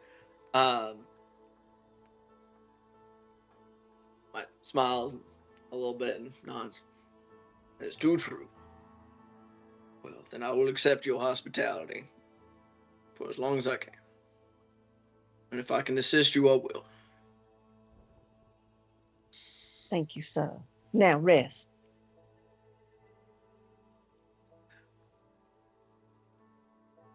Takes what rest he can in the noonday sun in the desert. Three of you, anything else y'all are doing here at camp? Waiting at this point. Just gonna hang out for a little bit for some more. I'll let this guy get some rest. If he goes to sleep, fine. If he doesn't go to sleep, I guess I'll give him like a long rest and then pick his brain about more details of X, Y, and Z. And I'll all things being equal, this dude is very clearly exhausted and despite everything does sleep. Yep. What was that, Cerebell? I was also going to pick his brain if he wasn't sleeping, just for town details for the map. Right. Generally speaking, it's actually easier to get to someone's brain if they're asleep. as Right. opposed to picking their ear, in which case they will promptly wake up. All right. You. Y'all are holding off for now, with hopefully the return of your allies from in town to grant you some more information, and also for the sheriff to wake up. Mr. Dotree, you've seen these things here within the sheriff's office. Clear signs of fighting. Someone very heavily wounded or dragged, you're not quite sure, out of the building out the back. Yeah, no, Like the only thing that, I mean, clearly it wasn't, but Alistair doesn't know that it wasn't. I would look for just quickly to see if it seemed like a jailbreak of any sort. Like, do I see busted locks or anything? But if I don't, then probably I'll take a mental screenshot of this place for Sure. a scene in a book somewhere. I'm sure I could use it, and then I'll take my leave. You and Agatha, I assume, taking your leave back towards saloon. Yeah, I'll stop briefly by the saloon. I just want to check really quickly, take a quick look over at the makeshift church, make sure no one showed up there. And if not, we'll be heading back to the saloon and then out of town. High low, Mr. Jones. Always high. Always high. On your way out, as you're exiting, you do see someone over at the little makeshift church. You see them, what looks like maybe nailing a notice to the front of it, and then starting to walk. It's a middle-aged gentleman. He'd be dressed in regular kind of workman's attire, but as he turns to go, he does clearly have a symbol of the Radiant on a necklace on his neck. Cool. I'll walk up to the Are we sign. all? Oh, sorry. Good. I'll walk up to the sign while calling out to him, reading whatever he's posted here. Excuse me, sir. You know what's going on with this place? And what's the sign say? It appears to be a notice for when it looks like when they will next be congregating. So just for if anybody who does come around, so it just says like, the next meeting, the next congregation is going to be looks like sometime this evening. So yeah, I'll call him out. What is this here? Well, my boy, this here's Church of the Radiant here within Picton. You man of faith. Turns around, dude's kind of balding a little bit on top. Just kind of steeples his hands. Unwavering. Are you the? I'm glad to hear that. Are you the? What is that? What is it called? Like a leader of a church in the Radiant? Is it a pastor, a priest, father? It'd still be like a pastor or a priest, yeah. Same thing. Are you the pastor of this here establishment? While I have not been granted any kind of title by the church, I have taken it upon myself to organize and lead us in prayer here within Picton. So, unofficially, yes. Well, I'm so sorry. Well, my manners. I'm Russ Kincaid. He holds out a hand. Alistair lets it sit there. You are. You'll have to forgive me. I'm a bit of a germaphobe. My apologies. Of course, Radiant grants us all our trials, even those that are small in nature. Indeed. What time is the gathering night? It looks like it's going to be. You look at it's late. This looks like. Roll a wisdom check for me. Shit. Okay. Wisdom, I think, is +2. It is. Huh? Natural 1. Natural 1. Yeah. Weirdly late. Like this sermon, like this looks like it is meant to be held at like 1 a.m. Why so late?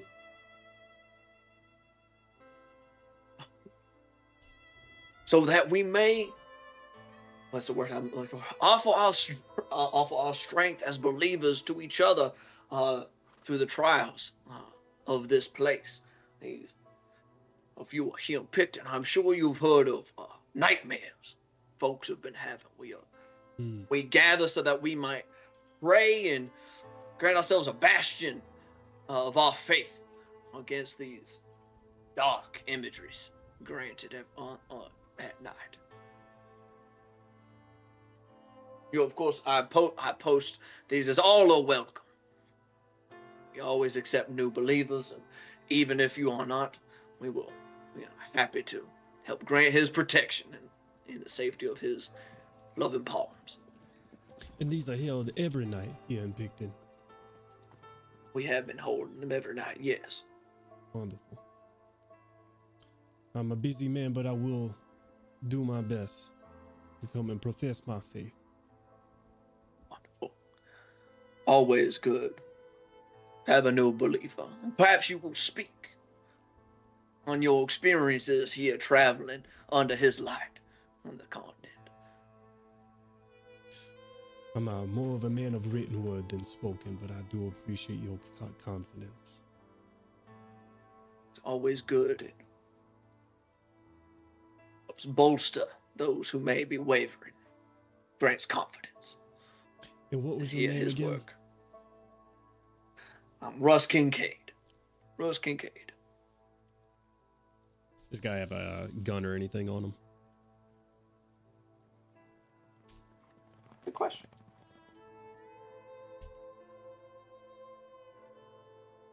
Not that you notice. Which is odd in and of itself. Right.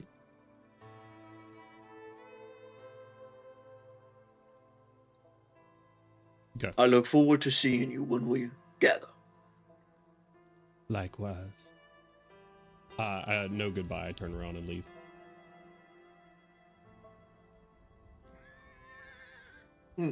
Okay. Exit. And guys, you were asking a question earlier. I mean, I'm sorry, what was that? I just kind of let us ramble through that scene. No, it's fine. It was one where he was focused. Where are me and Callie? Or where's Geist and Callie during all of this? You guys made your way back towards the saloon. Alistair stayed behind to actually go into and examine the inside of the sheriff's office. Gotcha. Okay. That was when we had originally said that we were going to head back. I thought it was like as a group, so I wasn't sure if that was before we left or if that was after. Well, I mean, you can always rescind that. Would you have stayed behind if you saw that Alistair was not leaving and was indeed going into the sheriff's office? Not if it would have taken very, very little for him to like wave us on. So that's fine. We don't need to redact anything. Just kind of like tossing tossing a look over his shoulder at Al as we head back to the saloon. So, darling, we should be making plans about how we're going to rejoin our friend. Yes, let's find a little bit more private place to have that conversation. But I'm gonna pause real quick. DM, so during my my detect good and evil, throughout the trek that we've had, my divine sense picked up fiendish and undead, so powerful that my divine sense could detect it even after a couple of days. Right. So would my detect good and evil, which is actively going, pick up that, like, if it was in this town? I'm just very, if it's strong enough that my divine sense can pick it up after 2 days. Yeah. You would assume so, but you haven't detected any. Okay. The only detection, and I just want to clarify that what you had sensed out there was a fiendish presence with like a tinge of necromancy. or something Okay. tinged like it was not two separate things. This Right. felt No. like, I mean, that's like what one and the same. Mhm. And what you've detected, all you detected with your detect good and evil as you walked through town was that strong necromantic presence on the staff. the Dragonborn. Yeah. Okay. You Um, miss all of the things that you don't ask, so that's why. Absolutely. No, absolutely. It's a good clarifying question. 100%. Um, yeah, my goal would be to tell the professor for us to go back to the, or like to at least find a more private space to make the next game plan. Right, and he's not like speaking this like out loud. He's probably got his arm around your shoulder, kind of leaning in like he's just Right. casually chatting, like, "What do you want for dinner?" Say, Mhm. and speaking in kind of a low tone, but not appearing to be whispering. So, not just what you say, it's how you say it. Always have the luxury of greeting to our domicile, and more specifically, I'm concerned about being able to communicate our travel plans to our newly met companions. Right. I do believe, my dear, that there was a desire for us to go back out to watch the sunset on the desert Fascinating. this afternoon / evening, if you're amiable. He kind of rolls his eyes and they, ladies, always wanting to see a new sunset. They're really all the same, you know. My But dear, no, they're not. I'll humor you, I'll humor you. Get a pouty face. Fine. Gives like this long suffering, half amused kind of smile and head shake. Right. What are you gonna do with it? Absolutely. So you guys ultimately make your way back to the saloon. Alistair, where did you say you were you heading back to the saloon as well, or you said you were heading elsewhere? Heading back to the saloon briefly, just to give them a heads up that I'm gonna head back out. I think I've got all the information I want out of that for right now. Okay. So you go in. You had because you and Agatha had not purchased a room. Right. So you come back. I'd say it's easy enough to pass that information on. So as the afternoon is beginning to wane, Alistair is planning to head back out. Geist and Callie, what are you guys planning to do? Oh, go ahead. Well, my thought is if Mr. Dotree is going to be relaying the information out to the folks on the outside of town, do we want to have the two of us in here as sort of like insider folks, so that like My Like, vote what would do you- be for no, just for planning's sake. If we're going to plan Yeah. on the outside of town, we all need to be present for it so we know what's Yeah. going down. Because these guys are talking about leaving soon, and I don't know when soon is. So if we are going to make something happen, it needs to be sooner rather than later, right? soon. Yeah. Okay. And also, Alistair plans on coming back to town anyways because he wants to meet the Dragonborn and maybe get a few Oh, drinks. right. Yeah, I mean, as long as we come back in the evening, I just my big thing is that in terms of if they're going to be leaving soon, because I was thinking about that conversation that the professor overheard. If we see them leaving, we can do something kind of Advantage of flat terrain. right. See people. Geist would express his intent to return before the evening was up. Okay. Yeah. So then, I think we grab the materials that we need from the room and make it look like we're gonna go watch the sunset or something. Yeah, Geist will put together like a simple picnic kind of thing, and he'll see if he can purchase like a couple of small stools or something to sit on from the bar, or rent them or something. You go to express your intent that you're planning to leave, especially saying to go to leave to watch the sunset. So intending for it to get to nighttime. The barkeep / owner, Mr. Olin, does what? He looks concerned. What's the matter, sir? You intend to leave town near to nightfall? I would not recommend it. That the times have been dangerous around then. What do you mean? You understand that our lady folk are wanting to see a sunset picnic, and we're not going far. But what unsafe are you referring to? Like more than usual? Unsafe, kind of unsafe. Look around. I mean, if there's brigands or highwaymen, I know my way around a 6-shooter. No.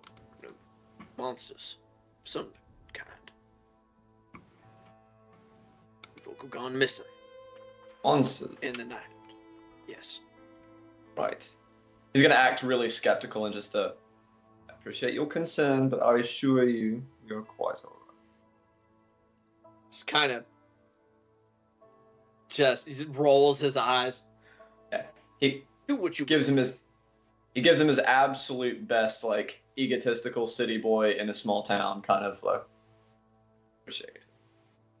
Also give a deception check for me. Could I perhaps give him advantage on that? I assumed that they were leaving significantly after you. If they were claiming they were leaving to watch the sunset. Yeah. Because you said you were leaving a little afternoon, so well before sunset. Gotcha. Isn't just going to watch the sunset just like an excuse to go make out with someone? I mean, you don't have to be there like at sunset. I suppose. They're planning. I mean, they're perfectly welcome to correct me and say like, no, we were saying we're going to watch the sunset at 2 p.m. That's up to them. That was just my assumption, was they were trying to make this look convincing. If that is not the case, feel free to correct me. Yes. Yeah, natural 20 for a total of 27. Jesus Christ. Yeah. Very convinced that y'all are just stupid and unwilling to listen. Exactly. Fresh to the continent, don't know what's good for him. Yeah.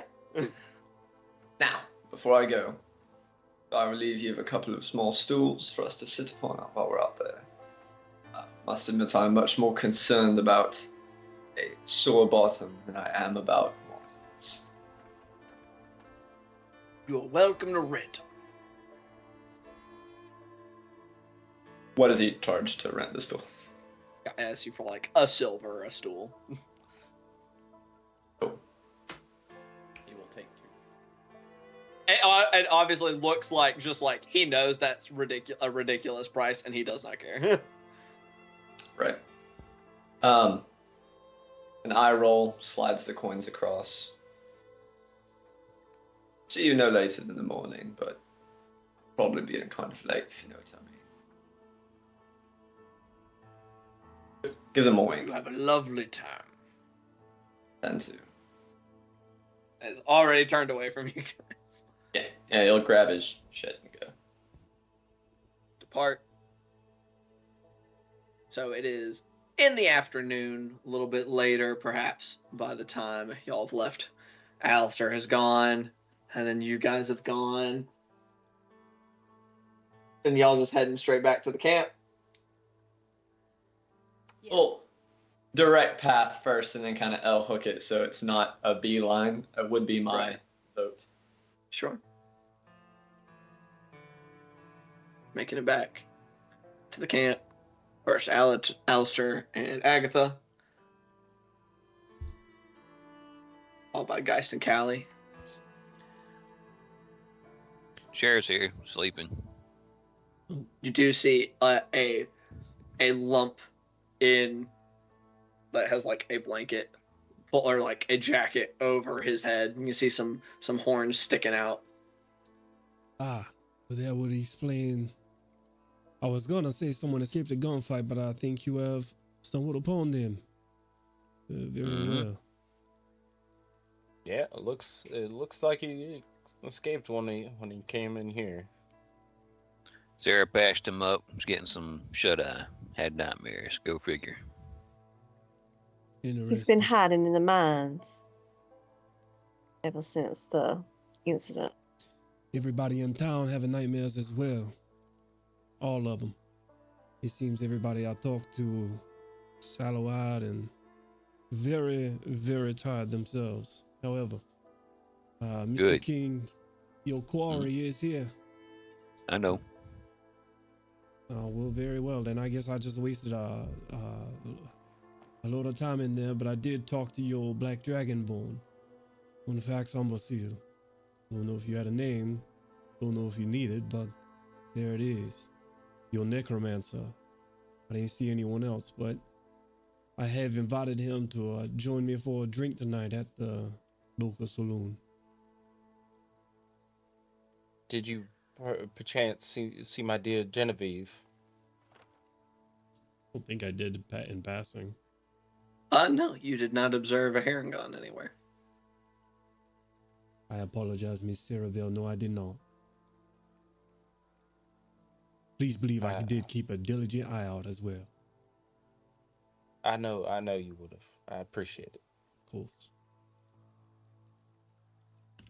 But it seems like we are here for, or at least all of our goals are aligning here with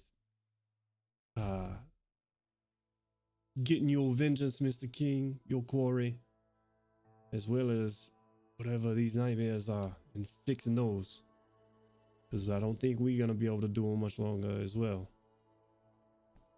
Deal with them is much longer. So, in addition to that, this gang, the Worm Riders, plan on leaving. When? I wish I had that answer for you. They don't even seem to know themselves. They just say if they can get something or another done, then maybe they can get out of town sooner. They're pushing for it, whatever there is. I believe they said that they were looking for something. Oh, no, my apologies. They said if the necromancer... Looked at a little notebook. Yeah, pulls out my writing notes. They said if the necromancer started pulling their weight, maybe they can get out of there earlier. So, seems whatever this imbecile is doing, it's keeping them there. Oh, yeah, imbecile, my bad. It reminds me of a story of a dragon I heard a long time ago. It's a children's story, I believe. So this Fax is not pulling his weight as a necromancer then? No, pulling his weight in some form or fashion. I don't know. They didn't speak on specifics. This was an overheard conversation. Maybe Y'all get eyes. Go ahead. Y'all get eyes on the bugbear? I didn't know. It was just fate that ran us into the Dragon Ball. What was he doing when you ran into him? Shopping. What'd he get? I was not looking at the contents of his grocery. I did not go into the store. I ran on ran into him on the outside. Perhaps Miss Kelly or Mr. You gave me a different name because it's not Professor right now. Mr. Morgan, I believe. Mr. Morgan got an eye on it. It was a general goods store, though I don't think there was anything of import in his grocery bag. And just to clarify, I had assumed y'all were either waiting to like congregate and discuss information all together, or if not, if y'all are going quick, fast, in a hurry, y'all would stumble into kind of the middle of this conversation. Yeah, and I'm not going to be super picky about exact timing. Okay, gotcha. If we want to flip flop, I don't want to like. I know King's like impatient on this information, so I'm getting that to him as soon as I can. I don't want to come kicking in the door and be like, "Shut the fuck up! You're not there yet." I'm not gonna be overly picky. What? So, are we all here? We're all good. Sure. Yes. Okay. We will say by this point in the conversation, They've completed their L hook to make their way back into town or to you guys from town. How long's the sheriff been out? At this point, he's only been out for a couple hours. Couple hours. What time of day is it roundabout? By this juncture, it's starting into like the middle to late afternoon. So like 4 p.m. Yeah, like 4 Okay. p.m. ish. Yeah, I'll share the tidbits of information we have of the general day-to-day, like, oh, these people are staying over here. There's a lot of them that are held up in the old like miners' barracks or whatever you were saying. Yeah, like miners' dormitory. Yeah. Right. The halfling mayor's a coward and is letting them walk all over them, etc. Interesting. And so what do we intend to do with your stray? He What? intends to fight. Right. If he's got And- 2 brain cells to rub together, he'll know that if us by ourselves take the town, it'll be Sinclair's. If he doesn't have any part in it, he probably ain't going to have no say in whose hands it winds up in. It not behoove us to whatever would make Sinclair happiest anyway. He's got a 6-shooter on his hip. That's one more gun in a fight, so I want him to fight. Right. Stand and shoot it in that condition. Did he So- happen to say? Oh, actually, Gun I'm sorry, wand. DM. Does he have a 6-shooter? He does not have a gun. Okay. Right. He's got a yeah, gun I was about to say, wand. Right. He has It's a one. magical He's Yeah. got the 6-shooter shaped wand. That's right. My apologies. He's got a 1. He pointed it right at us. I assume he knows how to use it. We saw So- scorch marks and things at the thing. So Yeah. he does, at least in some capacity. Good. Still does. Well, easy enough to handle later if necessary. Well, So, what's our overall plan? well, I guess we just wait for the sheriff to wake up and go into town sooner rather than later. I'm assuming this evening. DM, Go ahead. when is the last time it seemed to rain in this area?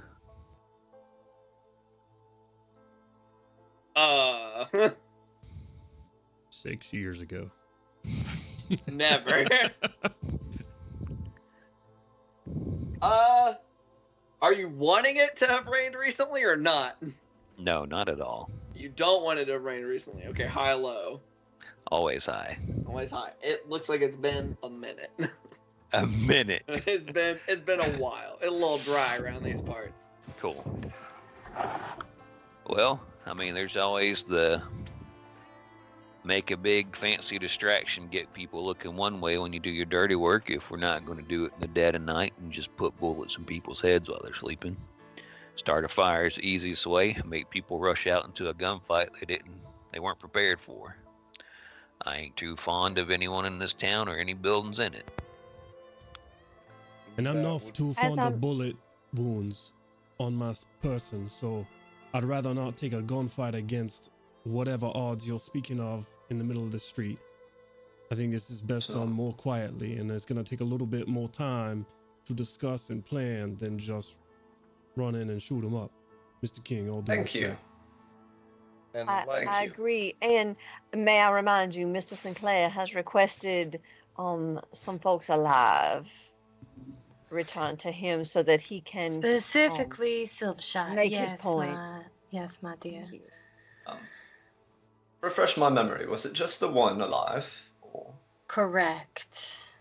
You just want a Okay. silver shot, right? He just Correct. wanted Granger. He said he just wanted he wanted the leader of whoever stole his goods. I can Okay, just go so talk to Granger if you need. Rest are expendable. Correct.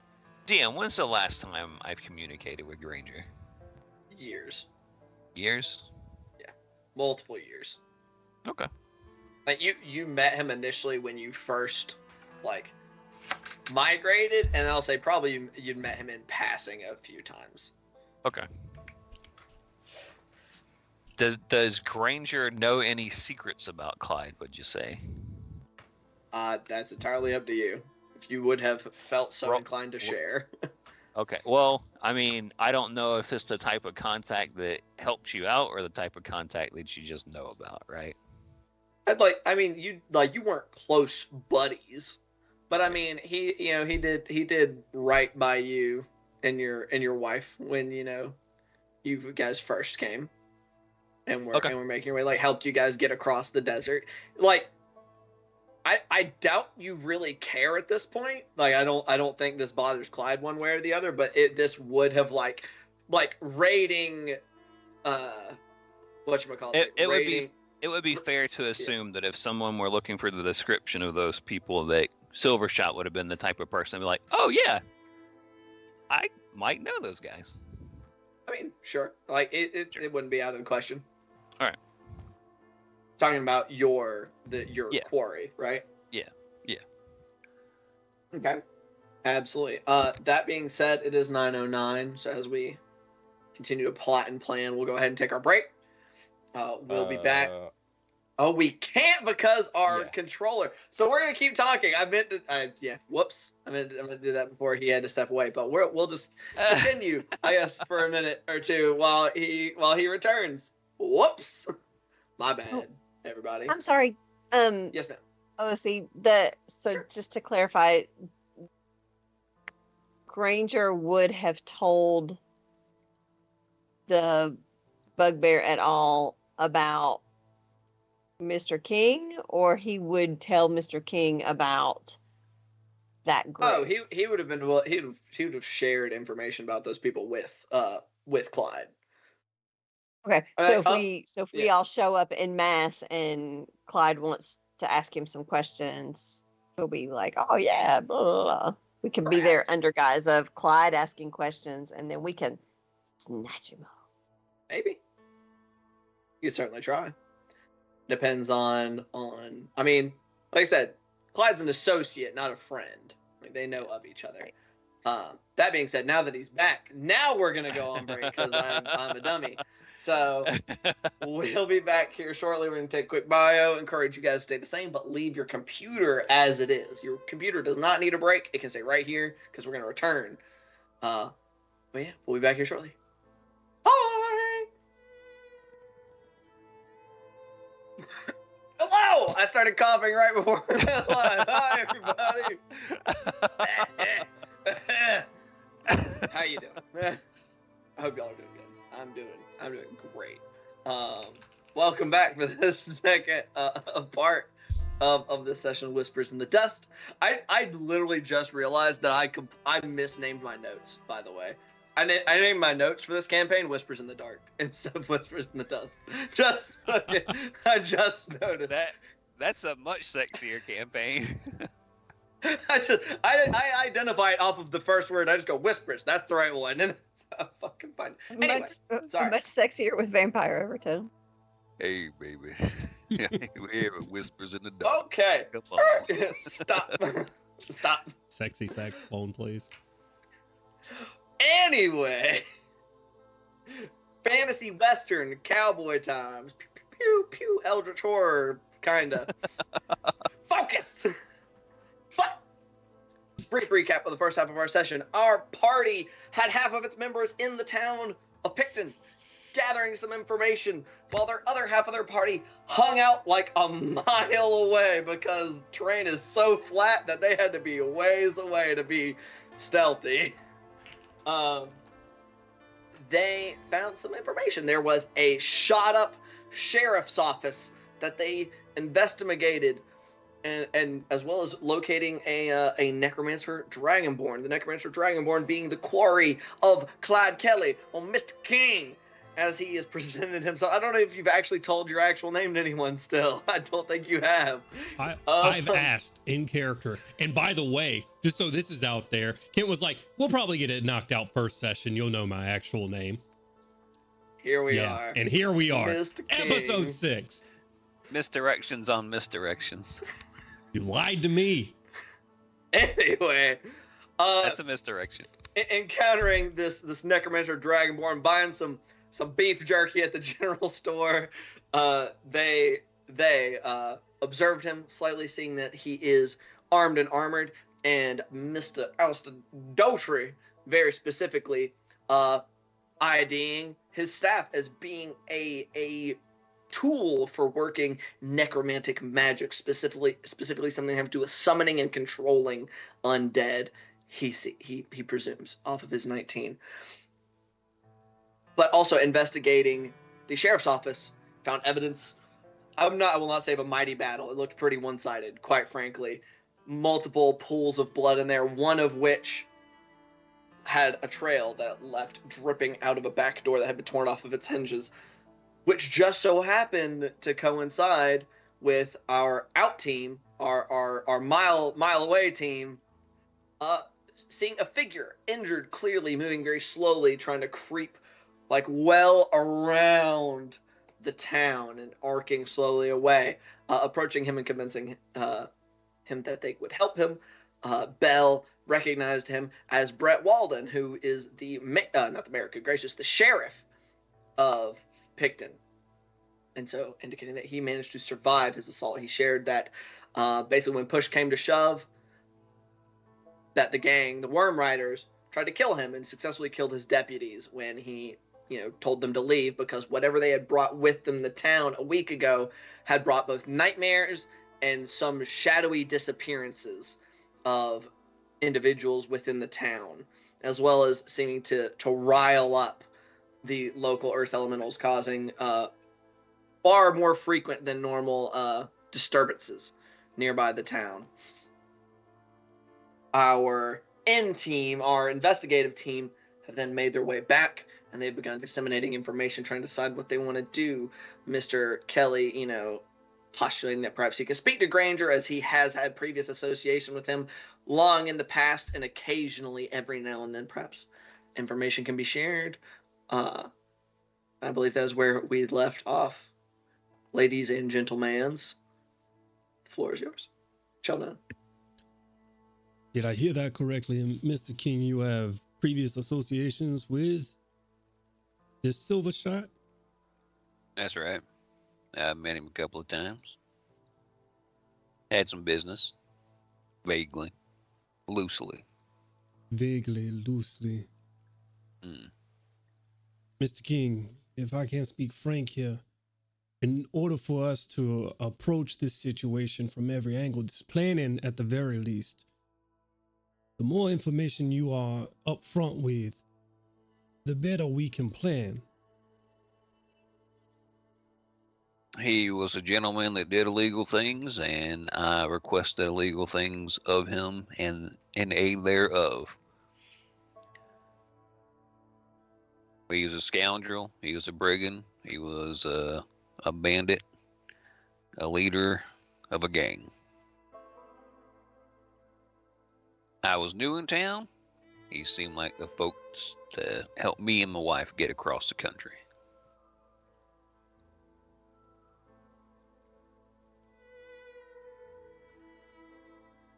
And you don't care which way he goes after this fight, whether it's back to Crystal Grit or staying in power.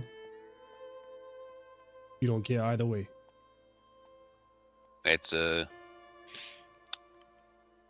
dangerous business to be in. Can I make an insight check on you? Sure. He doesn't give a fuck. It's really not hard to... Kelly's not a very difficult person to read as far as it goes. You do dangerous things, you shoot at people, they're going to shoot back. It is what it is. I just wanted to make sure. What I guess I'm looking for is there any sort of like I owe him a debt because he got me and my family across this country? No. What's your result? 19. 19. With a 19, you might be able to detect an edge of he might have a hand in this, so I don't know what to expect from this altercation. Gotcha. Now, Mr. King, before you had spoken of potentially lighting a fire in the town, not giving much care of the town or the individuals in it, I agree with you in that sentiment that I do not care of the people in the town, but I do believe our dear Sheriff Hill will probably have some gripe with that. Sure. If maybe if we could find a freestanding building of some type, maybe we could do that. Maybe we could convince him the necessity of it, but it may be an uphill battle. I'm not married to trying to burn the place to the ground. That was just a suggestion. People are A good one though. they're having all kinds of frights in the middle of the night and doing crazy and wild things. Y'all said folks didn't look like they're getting good sleep. That's something we can use to our advantage. After everyone has a spell of their night frights and walkabouts, and people try to get back to sleep, that might be the best time to strike, or cause a ruckus when people are most afraid of something like that starting up. Roll the dice. Maybe we all go crazy in the middle of our attack, but maybe people are too scared to come out and rubberneck while iron slinging. There will be, for a fact, folks up late tonight. My investigation, it seems folks, because of the dreams, are staying up a bit later and gathering. So, something to consider. Where are they gathering at? Little place Just everywhere? As far as I know, just a little place outside of the sheriff's office, but who knows, it may be everywhere across the town. Well, additional people moving about in the middle of the night or as it approaches could be both a benefit and a hindrance. Yes, that's more eyes to see us and more people to take into account, but also means that our comings and goings less easier to move about if lots of other people are moving about. I mean, it took me on a walk the other night, and I feel like that's something that probably other folks in town have experienced. So if we decide to play this after the dreams go through, then maybe there might be a little bit of a wiggle room or excuse for people poking where they might not need to be. Not being in their right mind at the time, kind of thing. If I can make a Right. suggestion here, and apologize, Miss Kelly. If I can make a suggestion, if they are in fact, if the Worm Riders are in fact waiting on this Umberfield to complete something or do something so they can get out of here, and he does meet me at the Cracked Wagon, perhaps we just make sure that he doesn't make his way back. I think that we should be taking any opportunity we can to limit the numbers and quality of friends. We keep them in town for a little bit longer. It gives us more time to execute more intelligently and ends with less bullets in us at the end of the day. Exactly. Right. So my question is then, dear friends, are we going back into town, or for more reconnaissance, or are we staying here and going in after? I only ask because, as much as this form of mine is lovely, I would like to go back to who I usually am, and if we go back into town, I'll have to stay like this. But if we stay here, then I can have my lovely red locks back. Oh, well, Miss Callie, if we go back in town, there would not be a necessity for you to be in that form, as I imagine, unless it is, of course, just you're saying the three of you or four of you. Then, of course, there would be that necessity. But Right. if all of us go, then I think If all of us go, I can change. But if it's just the four of us to do more recon and do as Mr. Daughtry is suggesting, because Go ahead. I'm not suggesting recon. I think we have all of the information that we're gonna get, at least until we get our hands on one of these worm riders. I'm suggesting a dragonborn napping. Hmm. I do not say Right. kid because I do not think he is a child. He looked quite old, as a matter of fact. Fair enough. You want to You go? want- You want to snatch facts? We keep I them in town guess- for longer. Right. I guess it matters whether or not the professor is going to be sticking back here or going back into town. I, for one, think that it would be best if I did return to town, not only to keep up appearances, but also I would like to do some more tactical investigations, not just regarding our friends, but places where I could shoot them from. Didn't Right. exactly have time to figure that out earlier. Okay. There's also No the gunfight. Go ahead. Go ahead, my apologies. There's also the situation that we might have folks that we want to return. Your hair and gone lady and my potentially deceased wife, which you're saying this fax is having some sort of issue of not getting the necromancy job done, which could further explain the reason she may still be alive, being an experienced necromancer herself. Which means if she finishes again in this scenario, they might then kill her. Which- So, They would not do if they did need both necromancers. Mm. personally, I think it would behoove us for almost every step of our little project if we were to handle his tenants, assistants, companions. The petty gunslingers in town, I don't think are worth going out of our way to eliminate. Those that could be of both value and threat should probably be taken care of.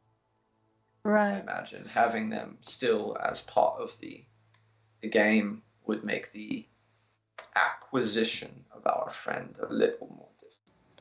We could play the angle of, I know a little bit about the consortium. The mayor's beholden to them. Indeed. We could masquerade as wanting to chat with the dear mayor to get some surveillance on the inside of the house. Masquerading as members of the consortium. Yes. I shall provide overwatch for such an operation. All right. If you'd like. I do. I just happen to know how some of it works.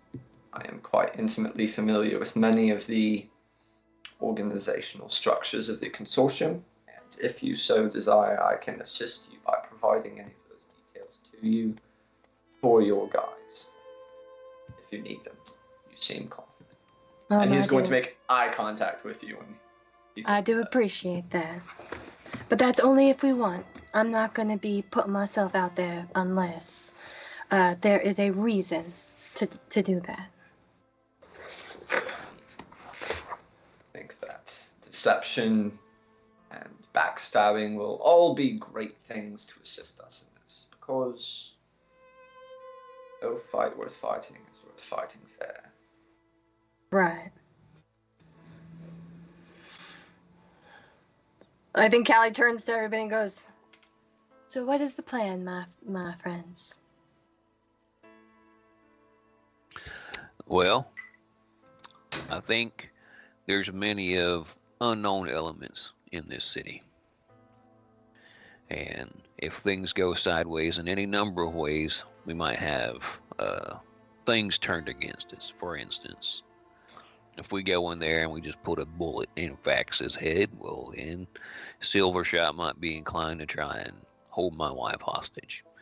No idea where she might be. Could be in a mine somewhere, or somewhere any direction outside of town. We don't got that information yet on where her location is. I'm gonna go in town and maybe figure some things out, snooping around. I can be quiet and I can move around places easier than most folks. That's my first opinion. Probably wait maybe after some of these terrors, give it a couple of hours and snoop around pre-dawn. I will say a good contingency in case one of our beloveds are put in the line of danger. I can cast a spell that makes it more difficult for somebody to attempt to harm them. Good to Not know. not Useful. impossible, but more difficult. And I'm if not- there are people, oh, go ahead. I'm so sorry. I'm not trying to put them in any danger, but I'll keep that in mind if it comes to it. If it does end up in a tight spot and they are difficult to engage with, I think we can provide much more readily engageable targets. I understand, Mr. Al, that you don't want to get shot at, but a little bit hardier than perhaps our companions would be. I mean, if you don't want to be in the line of fire, we can set you back someplace so you can use this rifle I got. I'm no stranger to a gunfight. I just don't enjoy being shot. I'm not gonna put my life on the line as much as I do enjoy your company, Mr. King. So Mr. Clyde, when do you intend to go and do your sneaky reconnaissance firsthand? who is Mr. Right. Clyde? Or Mr. King? Um, I literally read it off of the yeah. the You're Twitch. Well, like I was saying just a minute ago, after these terrors go through, give people a couple hours to settle back down, and sometime in pre-dawn, the latest darkness of the morning. Probably the safest bet for me to do my own setting up. If we are intending to take rapid action, it would probably be best for me to remain in place, which means we need to have the follow-on steps already determined before we set out. Right. So then, what I'm hearing, based off of the conversation, is that we go back into town, those of us who've been in town. We act like nothing is going on. Then maybe the indicator for everybody to come inside or come into town is after everybody's had those terrible nightmares. Like you said, it shook us up mighty fine the last 2 nights ourselves. I'm sure it does the same thing with the townspeople.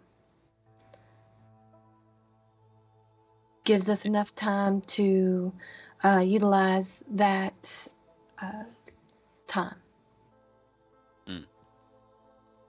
And as far as particular actions that we should take once I'm in place, obviously my first priority is to make sure that anyone trying to shoot at you is very shortly thereafter unable to do so. Is it preferable for me to take targets of opportunity from our scaly and or long-armed friends?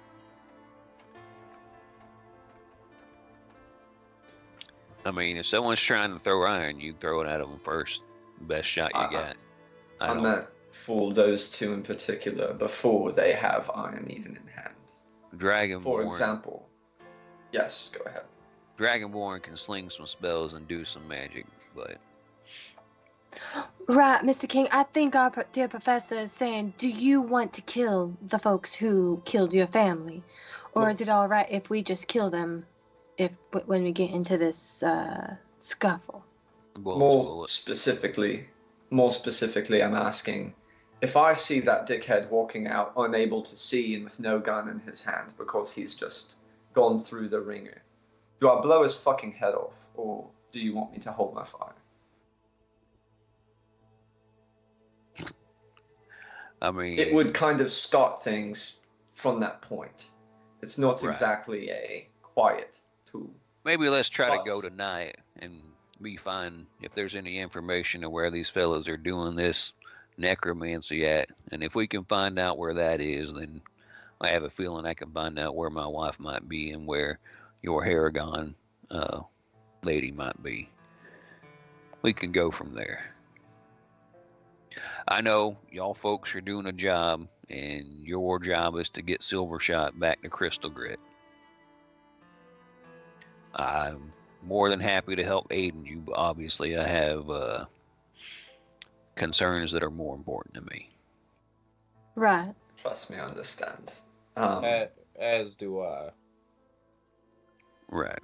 So that being said, I get in place.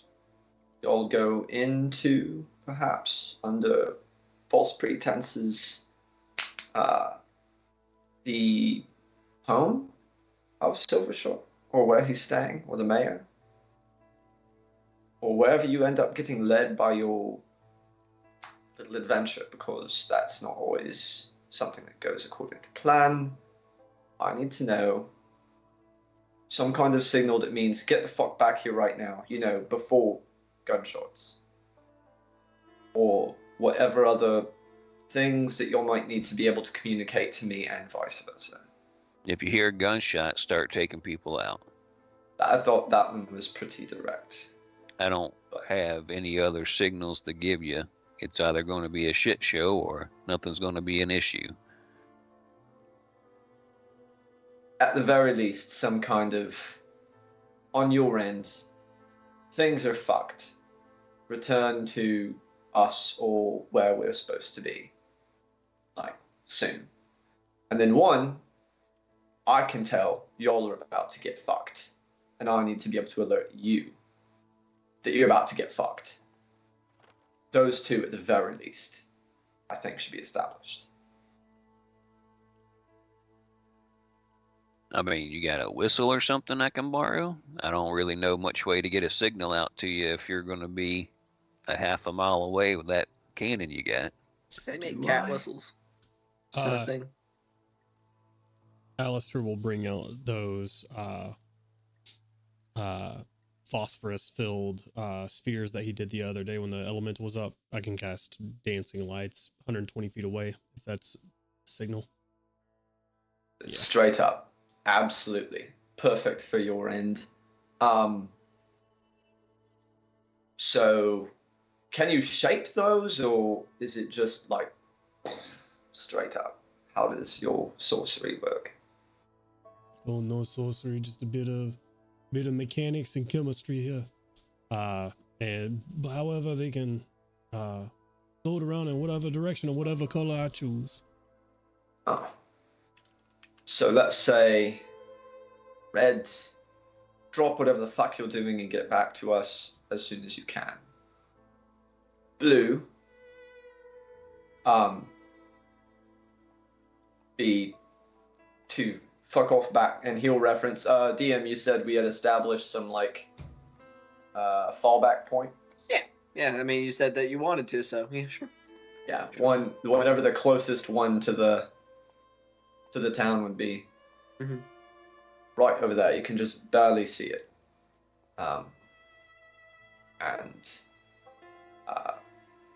Red, blue, and just a plain white light will be just start shooting people. Things are fucked, but you don't need to go anywhere. Just go time. That good on your end. So we got red and white. White says shoot everything that's moving, that's got a gun in their hand. And Yeah, red white says is we are evacuate. engaged. Blue is get the fuck out, and red is come to us. All right. Okay. I can't do that, so I've got. Yeah. I can. The best that I can do is I can shoot a red mote of fire up in the air. It's Will you not be going to be remaining as with me? bright. I can if you need me to for a signal. Do we think that would be a good plan? I do have a whistle, but that's fairly limited in what it can convey. How bright is dancing lights? I believe it's dim light. For how far? It sheds dim light in a 10-foot radius. Each one, and there's 4 of them. Gotcha. Okay. So, figured if I concentrate them all together, like the same, it'd be. I don't want them to be super noticeable. So. Noticeable enough for folks looking for it. Or Exactly. keeping an eye out. Exactly. When you do combine them together, they take on a medium-sized form. So this would be a big glow stick. So, but if you'll be amenable, I think having more utilitarian capabilities besides simply giving people new apparati from which to inhale would be useful. Not the least of which for that very same signal discussion.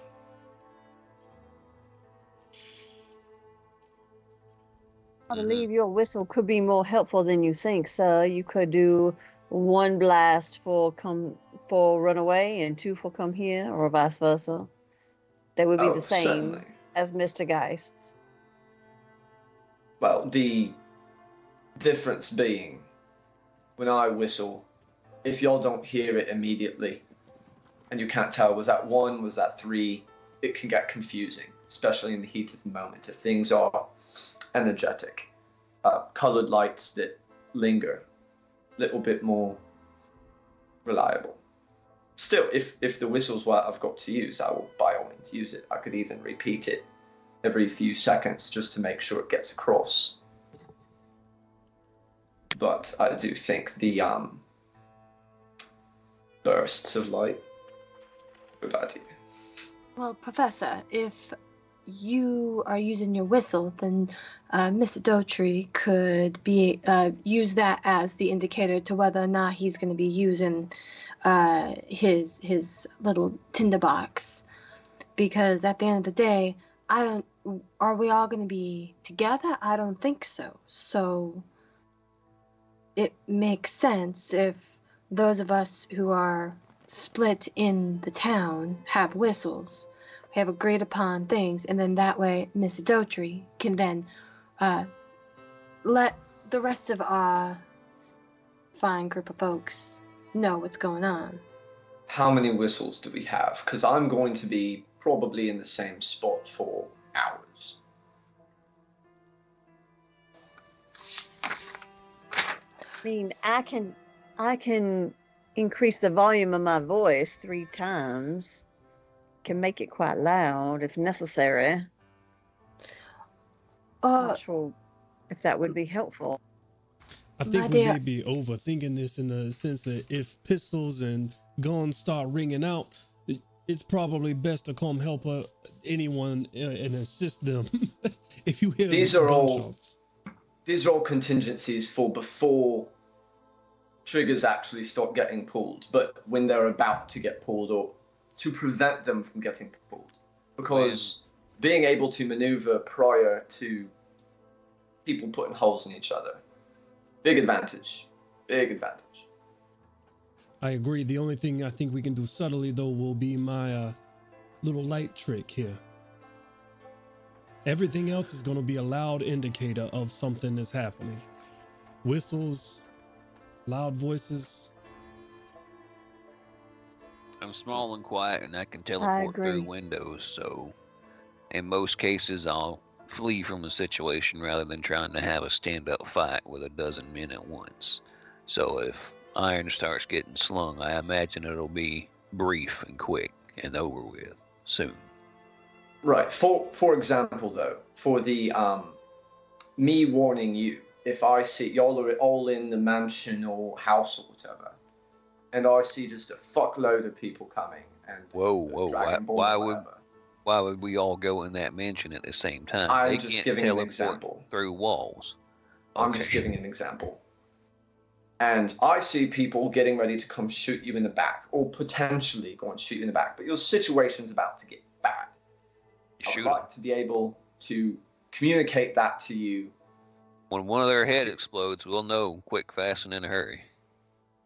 So you don't want me to just take a target of opportunity? Well, if they're about to come shoot us, by all means, cause a huge fucking ruckus. If Professor, I may, oh no, go ahead, Sarah Bell. if I can see one of your bullets for a moment. For sure. He will take the bullet that he has not been using, the one that's just been hovering magically in the chamber, and hand it to you. Cerebel is going to use magical tinkering to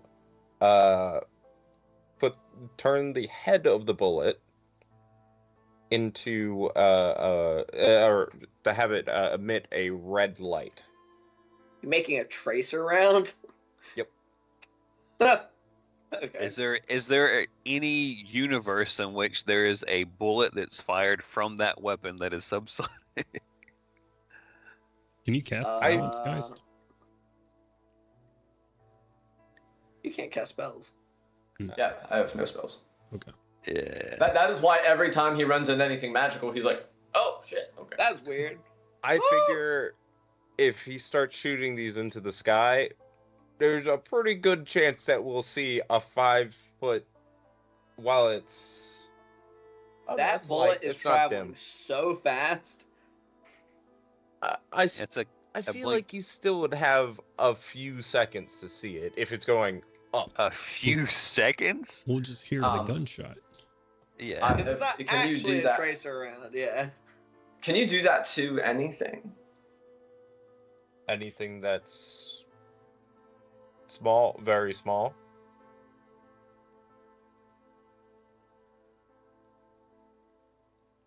There are jokes to be made there. I'm not going to make them.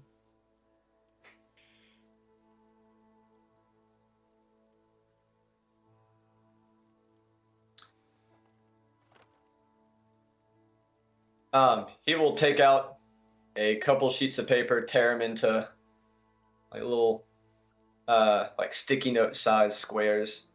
Yeah, just for the sake of simplicity. 3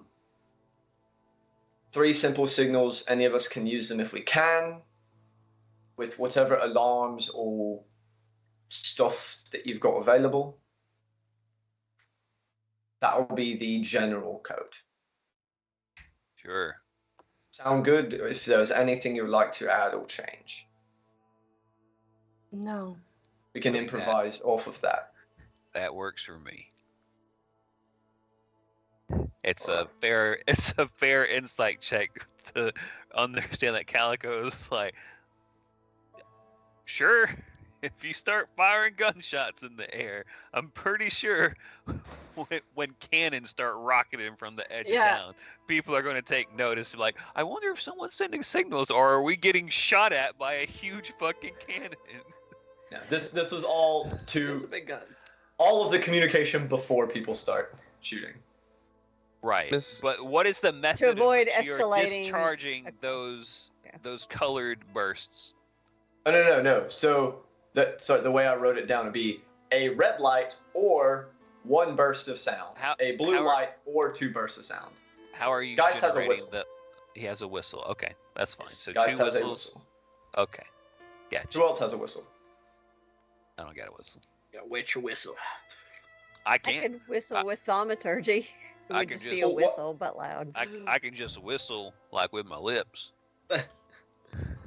Kelly Sure, looks or over. whatever. It will get taken care of, as everybody has said. Once somebody shoots a gun, clearly something's going on. And frankly, at the end of the day, we're all the only person who actually needs to be alive when we take them to Sinclair is Granger. So, frankly, Mr. Professor, if you see anyone with a Worm White Rider pendant, kill him. Kelly, my Not right daughter, off the I bat, believe though. what the professor, not to speak for you, sir, but I believe what he is trying to do is to ensure that things don't escalate unnecessarily and we lose our lives as well. Because, my dear, I too would like to be alive at the end of all of this. I do too. Nobody wants to die. Absolutely. Absolutely. So I think a little precaution and a little bit of planning might be helpful to our situation rather than looking at things in terms of all or nothing. A little bit of things in the middle might be helpful for our small group. So, but now that that has all been set, perhaps we should get moving. Yes. Sounds good to me. There is one additional thing. Hmm? To do what I did with the other fellow, it would take about 5 minutes for both of the corpses. If they are both in the same place. To turn my god's attention towards them as a sacrifice. The ritual takes about 5 minutes. I don't know nothing about that. I can't remember who Sure. was in the room for that. You were there for that one. You at least heard the chanting outside the door if you didn't stay in the room. I mean, I stayed in the room, and I remember you casting a ritual. I have no fucking clue what it did. I just assumed you're a very strange person who casts rituals on dead people's bodies and mutilates the shit out of them. If I may have not said it back then, but Cerebel would have explained that what she was doing was intended as a punishment for the cardinal sin of murdering a child. Yeah. And that they would face consequences in the afterlife because of it.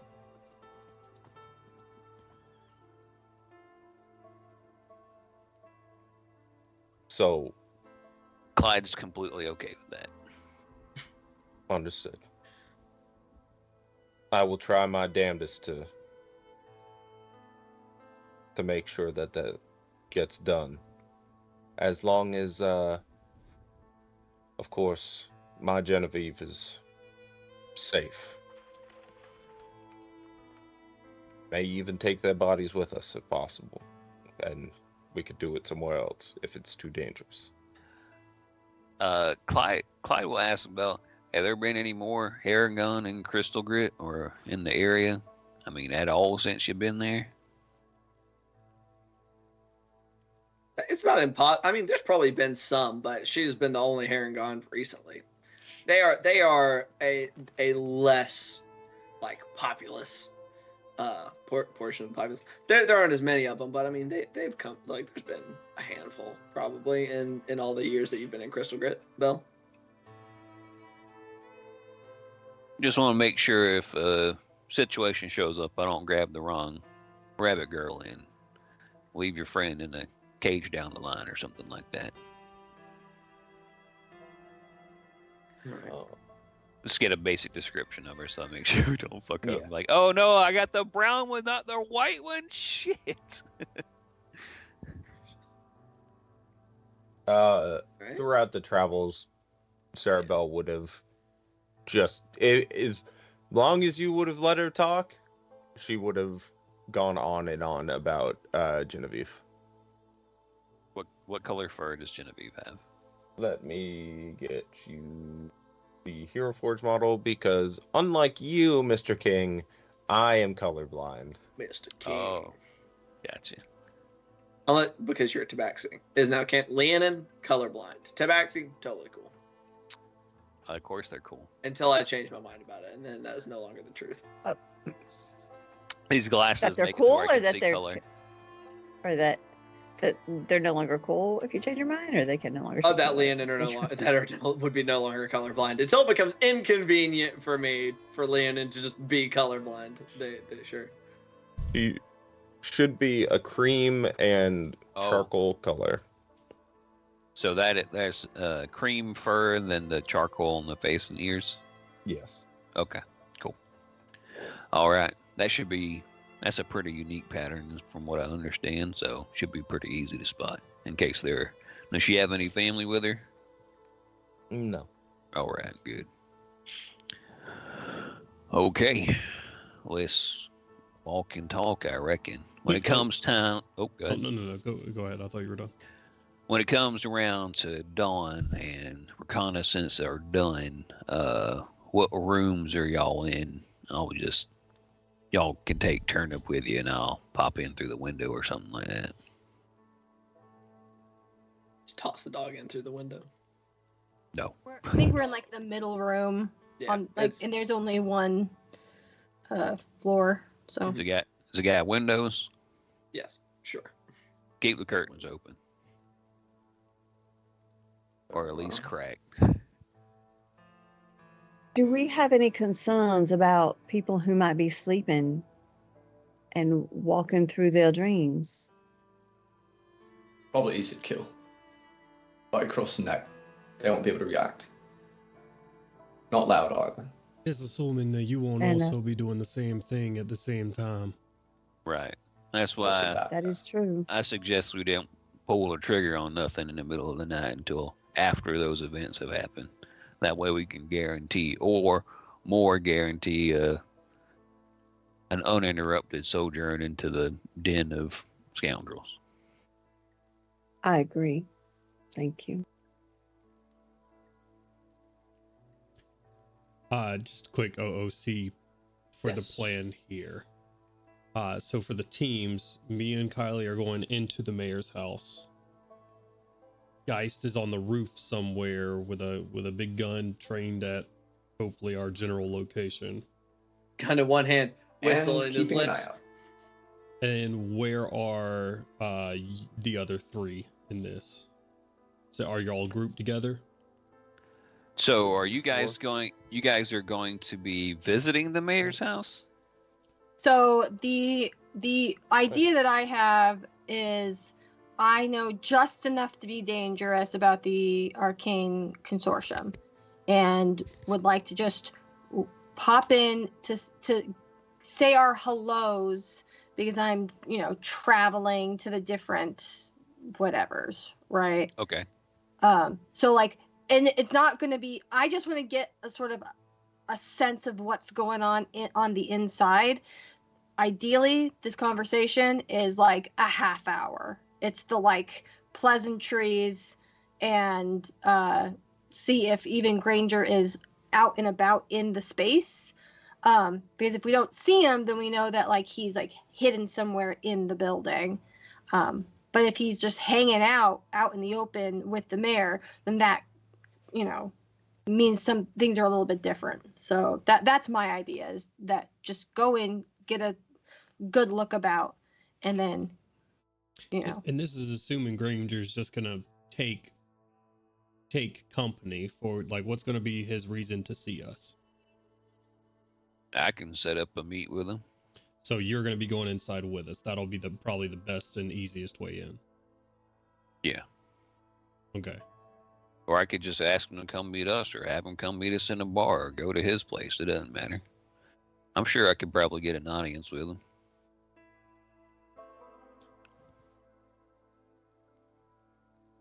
If we think that that's easier, if we think that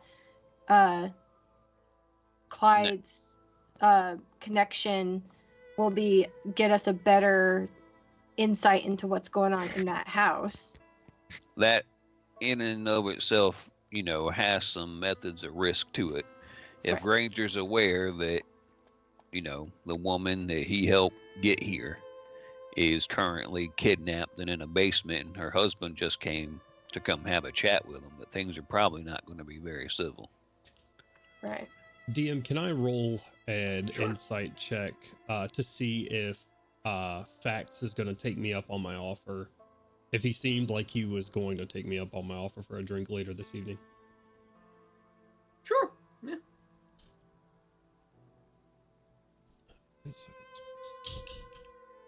16. 16. I say with a 16, it seemed kind of like, it was kind of like 50-50, like maybe he would. Oh, fuck. You're not quite sure. Like maybe he would, maybe he wouldn't. Kind of even odds. Well, what about this? Because like I said, my intention of going into the mayor is total subterfuge. I want to just sort of get a look about. If we don't get a good look about, like if you're able to just pop into the into the room, I can tell you I didn't get anything, and then you can set up your chat with Granger. But if I get something, then I can still relay that information. Sure.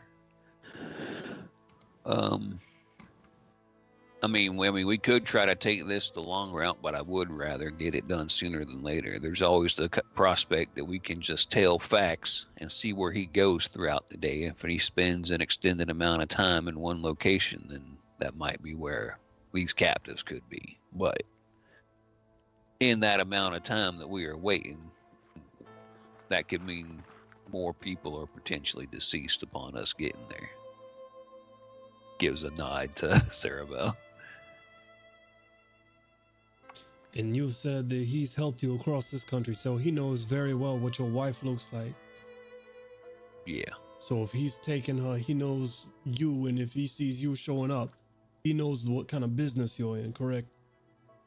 I mean, we don't know the inner workings of the type of relationship he has with Fax. Fax might not have told him a word about getting some little cat girl and getting an aid and doing some necromantic rituals or whatever's going on here. That is a great scenario for us, but let us for a second assume the worst and assume he gave the order because he knew that your wife was a necromancer.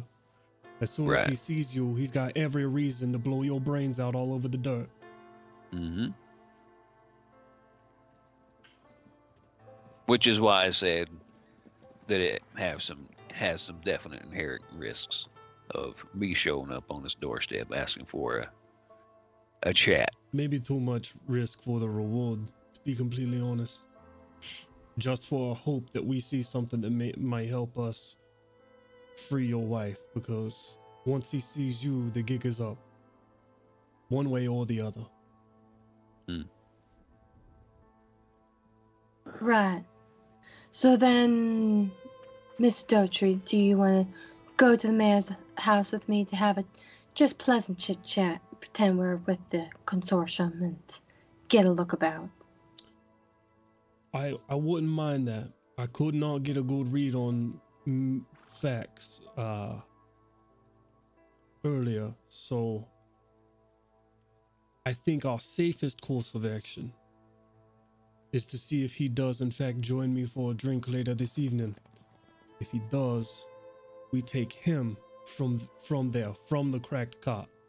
I think that's our best solution here, because if they do need his information or his problem solving into what they've recruited your wife for, then perhaps we can buy her a bit more time and maybe use facts as a bargaining chip.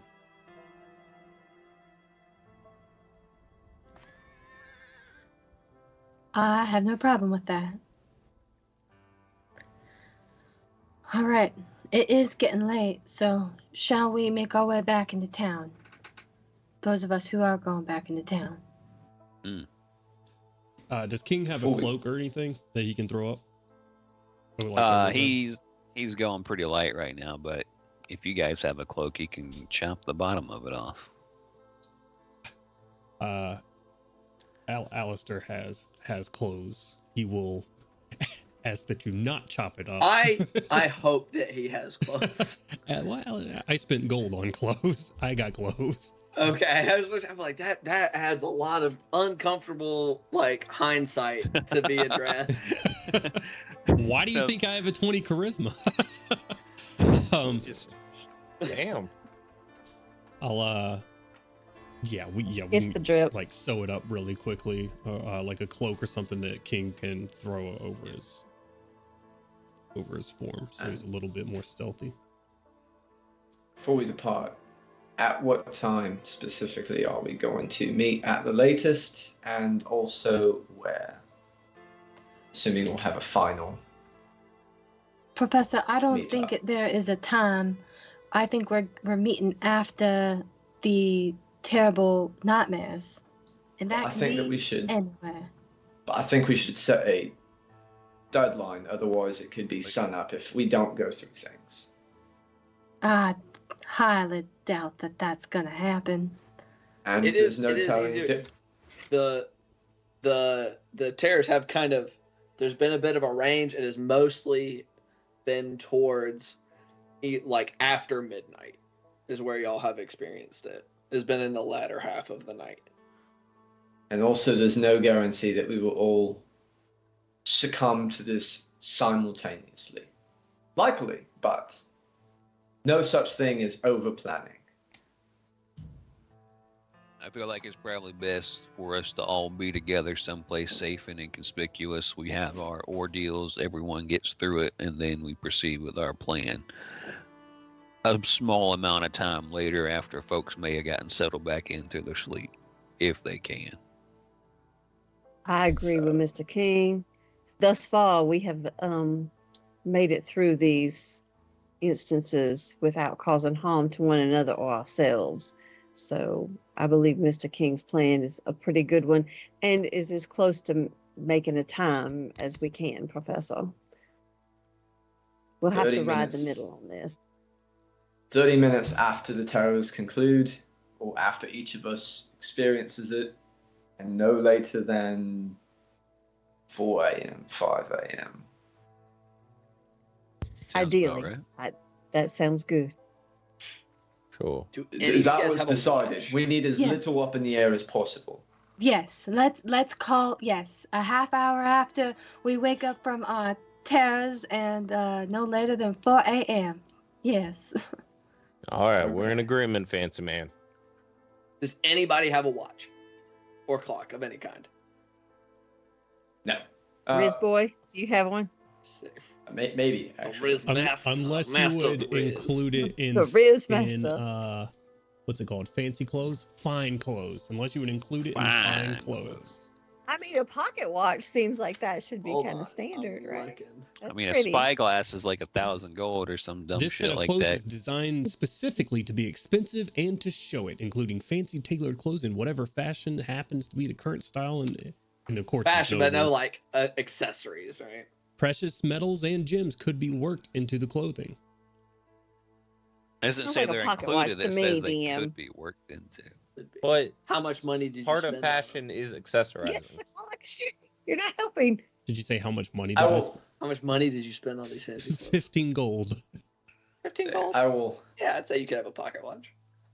Let's say previous versions of D&D included all sorts of accoutrement into the outfits. Yeah, that doesn't seem unreasonable. Sure, pocket watch.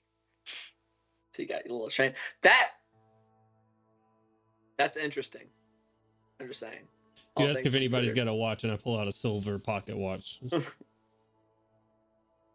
On a chain. Indeed, I do. Get a double take from Geist, but. All right. Insight check. This is the first time he has ever checked the time. He's like, oh, should I do it? What? Usually I just do my own thing, man. Correct. I'm not out here worrying about it. It is literally just for the chain that goes from like his vest to his pocket. It's the only thing he wears it for. Otherwise, he doesn't give a shit about showing up on time to anything. God, that's the whole reason I have a pocket watch. That's funny. Oh, so he's my spirit animal is what I'm hearing, because I don't think I've had a fucking watch that worked in years. I don't have one battery. Oh, you mean Cody, not. Oh yeah. I'm talking in my voice now. Like the Guys also late to everything. No. That's why you're always asking people what time it is. Okay. I mean, yeah, I'll take that. That's what it is. Fucking Clyde over there, like, crack the code. Makes sense. Okay. All right. So one person has a watch among the entire party. Yeah. Belle's gonna do kind of her mom voice and be like, "All right, now. So it seems we have a pretty solid plan from which to deviate, because, as we all know, no plan survives first contact. So, and from there, we will do our best." Didn't say anything, but Geist mumbles quietly to himself, like, and that's why you have signals. Somebody should have bought a flare gun. Next time. Actually, in fancy clothes, it does. No. Get an emergency flare gun. I'm making. In case the polar is making coming. notes. That's one natural 20 that I Sarah just get Bell to call tinker? on. DM, there before real it tinker? gets too Yeah. late, I want to Sure, sure. ask you about something. I talked to you a little bit about this already. For Reborn, Yep. it says I do not need to sleep, and that Right. magic cannot put me to sleep. It says that I can finish a long rest in 4 hours. If I Even though you've slept for like 10 hours every night. well, yeah, I think Alistair just enjoys sleeping, but if you'll sure. let me, I'll flavor it in a way. But it says, yeah, I can finish a long rest in 4 hours if I spend those in an inactive, motionless state during which I retain consciousness. So if you're okay with it, it'll just be Agatha will make me some special eye drops for the night. See, like, I don't know, hyped up cocaine that I'm just putting directly to the dome. Into your eyeball? Exactly, I mean, just so I don't sure. have to sleep tonight. So you literally, it's not that you don't sleep. You hallucinate vividly I do for 4 drugs. hours. Yeah. I do hella drugs. Not hallucinations or anything, but just, drugs.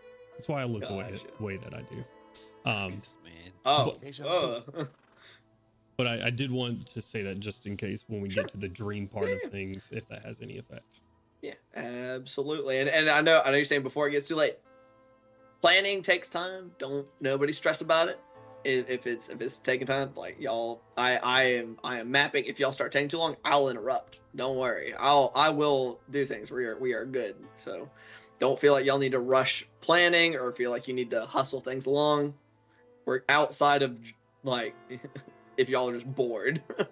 Right. But No, Callie is just impatient. that's fair. I totally this get is her personality. it. Bullshit. We have like both ends of the spectrum between Callie and Geist. I was like, oh no, we can't. This is my booklet of worst case scenarios. Please read We it must have plans for all of them. just in case. And Callie takes it and And goes, Callie's like, no! No. But yeah, so Alistair will give y'all a rundown on the plan for the Dragonborn. I'm gonna attempt to get him drunk, which mechanically will be me spending like 3 bardic inspiration to take away from his constitution saving throws, and then attempt to subtle spell suggestion to him. Hopefully, go to sleep. well, it'll be like, follow me to this back alley where none of your friends are. I suggest Or take a nap. potentially even better, let's go for a walk to go star seeing, and you guys just walk like 1,000, 2,000 feet outside of town, Exactly. and then That's the plan. yeah, hella feet. Where the Where- cat is waiting. Yeah, essentially, where you will stalk us outside wherever we fucking go to. Big iron on his hip.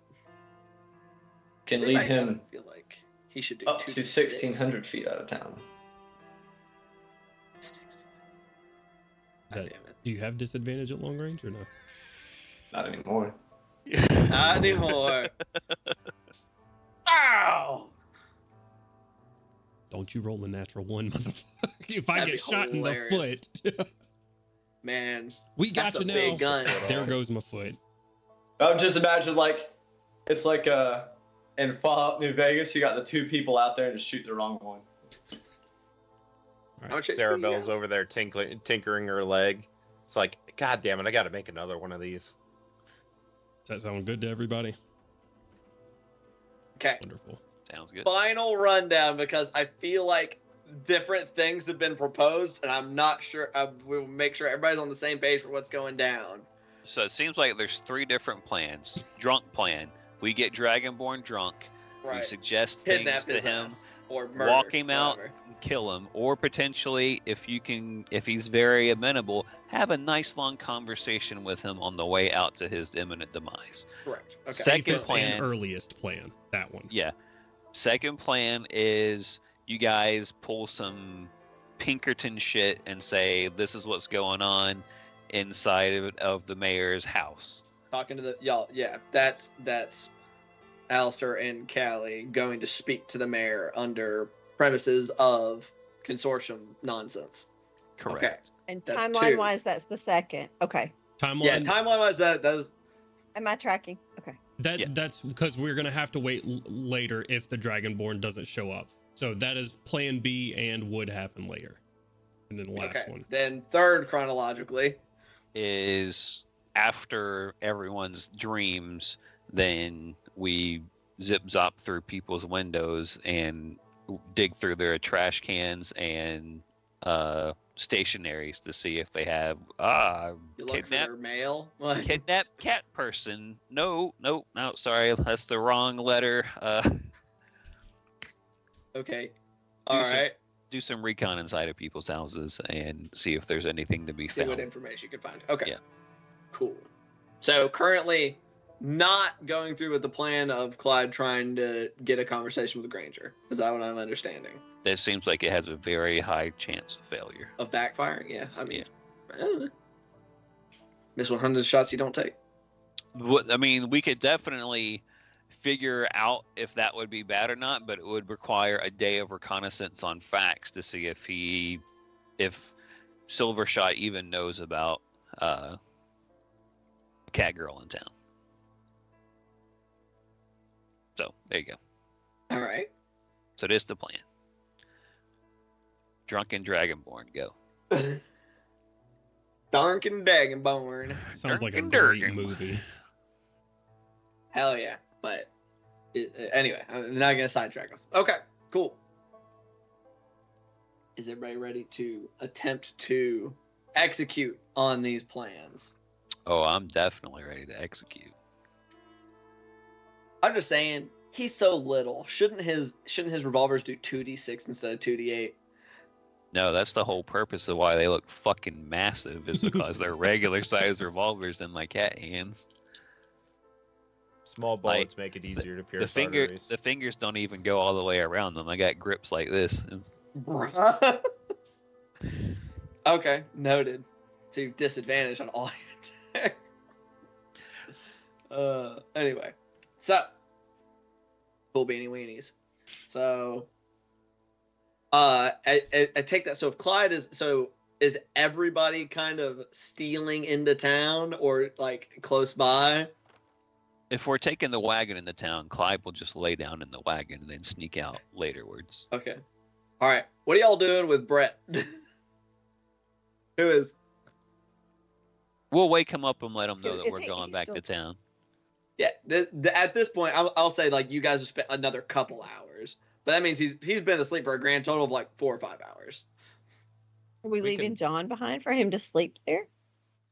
He is not sleeping on John, just for the record. Oh, he's not? I thought he No. was. I thought he was sleeping on John. He I was thought that's where weirded we out left by him. the hand cart. I would also say the just literal hand mechanically, that's a good bit of Cerebel's power, right? Yeah. So we That don't is a wanna lot. leave Yeah. That is Cerebel's subclass. don't We wanna leave could- them. For sure. I wasn't suggesting that we leave John behind. I was just like making sure that we like relocated the sheriff because I misunderstood in the first place. So my bad. Sorry. That ground looks comfortable enough for him. Let's go. He did say he Tuck wanted and to roll, take sir. part in the Tuck and fight. roll. What was that, Cerebel? He did say he wanted to take part in the fight, and we Yeah, could express tuck him underneath the covers that I use for John. The skins. You can call them what they are. God. Hide them under a skin flap, and no one's gonna look inside that damn thing once they get close to it anyway. So if you put him under a lump, he's as good as hidden. You just gotta convince him to hide inside the womb of John, essentially. Don't call it that. I mean, Please. it's just wood. That's It's just wood request. underneath. It's not. All right. Yeah, let's see what he thinks. Kelly's I'm just gonna get down there to kick the. No, I'm not gonna kick, kick him. his foot. Jesus. No, like kick his foot and be like, "Hey, wake the fuck up." Alistair's gonna be like What? an inch away from his face when he wakes up. Good morning, there. Wand sunshine." in your face. No. Just fucking acid splash. He puts a wand in my Ooh, face. go ahead. No, 100. Dude, if you're this close to him when he wakes up, yeah, his reaction. He slept with it like in his hand. He's like jerks back. Ooh, don't Who threaten are me. you? Don't threaten me with a good time. Good morning, Please. Sheriff. Yeah. I'm gonna stand up. We are making our way now. Oh, I'm sorry, we haven't met yet. My name is Mr. J. Ellis Adultery. It's a pleasure to meet you. We are making our way back into the town now, and I know you want to keep continue arresting. But right now, no fight is planned at this very moment, but I do need you to take shelter inside of the cart here. Looks over. You're gesturing to John. Cerebel's got the skin pulled back. Don't worry, I'll be in there with you. I'll hold your hand. Belle offers him a flask to take a good swig before he climbs in. Sheriff, you don't have much of a choice in this. That is not a threat. That is just a fact of the matter. If you want to take part. Unfortunately. Sheriff, I suggest that you get with the plan because your If safety you cannot would be assured be out so here on kind. your own. Be so kind as to fill me in on the plan. I assume y'all tell him the plan. Yeah, we'll tell him the plan. Plan Plan talk. relayed. Basically, y'all need Complete. to just not like The shit just doesn't need to pop off for an hour for him. Just strictly speaking. I will ask him if he's seen any injured cat ladies or cream and charcoal colored herringon.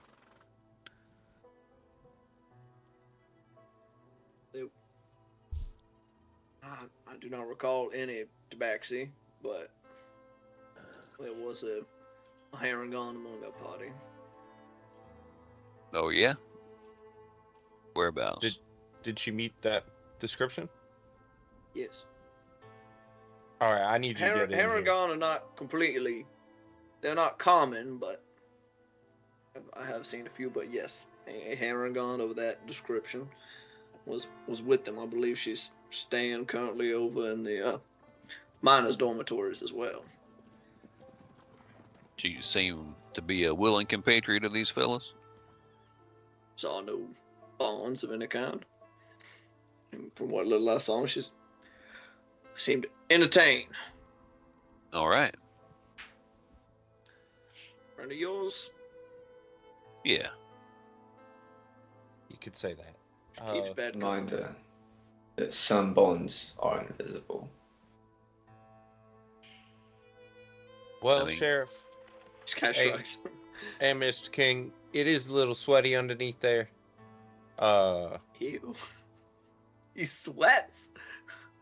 So good luck. Mm. That's so fucking nasty. He prefers it without the skins, but Luck. unfortunately, less Fucking enlightened nasty. individuals become upset when they are off. We make do with what we can.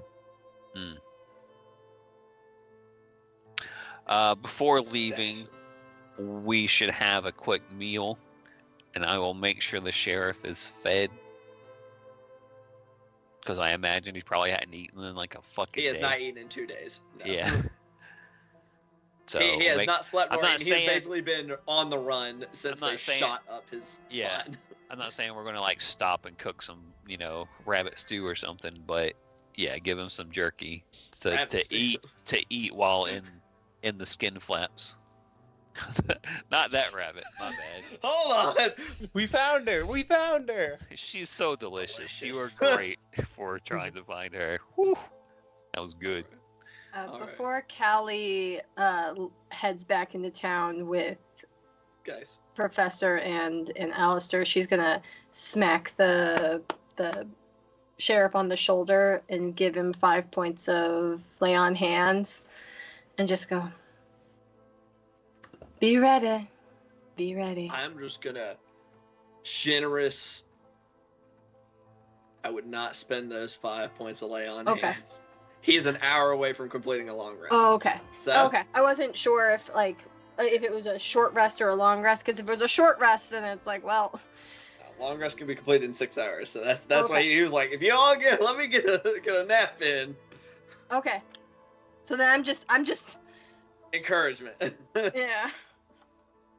I just want to make sure that I would really hate for 5 points of lay on hands be the difference between somebody's life and death. So, okay, cool. So y'all trundle on into town. As I presume, we have the hand cart with its 2 stowaways. with Belle and Sarabelle on it. Is that what I'm understanding? Y'all are trundling into Interning. town, and then Alistair and Agatha are going, as well as Geist and Callie, correct? And those 4 of you are heading to the cracked cart, to hopefully meet with Fax. Yeah, and on our way into town, I'll speak to Agatha really quickly, and I'll say, my heart and soul, go speak to Miss Sarabelle. Go comfort her about her Genevieve. Just let her know that everything will be all right, and that true love's pursuit is truly worth it. I'll just pat her on the hand and send her over to Sarabelle. Of course, my dear. Fine. Hops over it and kind of gets up on the driver's seat of John. She kind of reaches out, put an arm around Sarabelle, and is leaned in and is clearly conversing with her, conveying that message to you, Sarabelle. She kind of just wipes a tear away. Thank you, Miss Agatha. I do hope that distance has not affected our relationship negatively. Oh, I'm sure. No distance can possibly get in the way. She glances over at Alistair before looking back to you. Distance of any kind.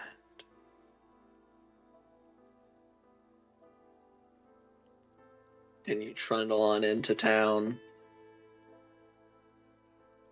Hook, hit your wagons again. Step inside. It's now, closing on, what did I say? It was about 4 o'clock. So now we're closing on like 6, somewhere between 6 and 7 p.m. Cracked Cart, as the only fucking place to go in town, is once again getting fairly busy. Mr. Dotree, as you walk in, you go ahead and you scan. And you do see Rex sat at a table, currently looking away from you. Fantastic. There's plan in action. Until you register him then turning and speaking to his companion at his table, who's a big, heavily muscled bugbear. Sat with him. And that's 11 on the dot, and I think where we'll go ahead and call tonight's session before the plans get into action. Hell yeah. How exciting. Oh my goodness. No, This big no. bugbear, she's a drunk, right? Y'all kept saying she's like loud and causes a hootenanny and stuff, right? Perfect. Yeah. Wonderful. I would imagine that she would be like, like Calamity Jane, but with Great Weapon Master. Oh, God. No. Perhaps. Oh no. Oh no. Only time will tell. I'm gonna get drunk and kill 3 people, and no one's gonna say shit. She just Wookiees someone, just rips their fucking Sounds arms like you off. got a bad wisdom saving throw. Stay right there. Anyway, fantastic. Well, I hope you guys had fun. I know I did. People who are viewing, I also hope you enjoyed yourself. I know we were planning stuff. Planning sessions, they happen. They are an inevitability. It's like shopping sessions. They are an inevitability. It cannot be avoided. And you know what? At least with planning sessions, shit's gonna hit the fan literally as soon as at the very next opportunity. So you just get through it, and then it's just nonsense. So it'll be great. Which I'll encourage you to come back next Wednesday, because that's when we do this, which is this champagne we do here is Whispers in the Dust on Wednesdays at 7 p.m. Eastern Standard Time, which is DM'd by myself and played by these lovely individuals. But on Saturday, we have our Across Eberron campaign, which is DM'd by my boy here, Johnsy, Alex, fantasy god, fantasy steampunky god. I don't know. Eberron has a lot of stuff going on. They do stuff. I'm missing an arm in that game. It's wild. We're level 17. A lot of fun things happening there. So come see us on Saturday for that, which is at 5 p.m. Eastern Standard. And of course, donate if you can to Children's Healthcare of Atlanta. Open your heart wallets. Lawful kind. It's a good thing to do, so just do it. Whatever you can. And lastly, we will be rating Legends of Evantris. They do TTRPG things, so show them your love and affection. And have a good one. Bye for now. See y'all around. Y'all come back now. Y'all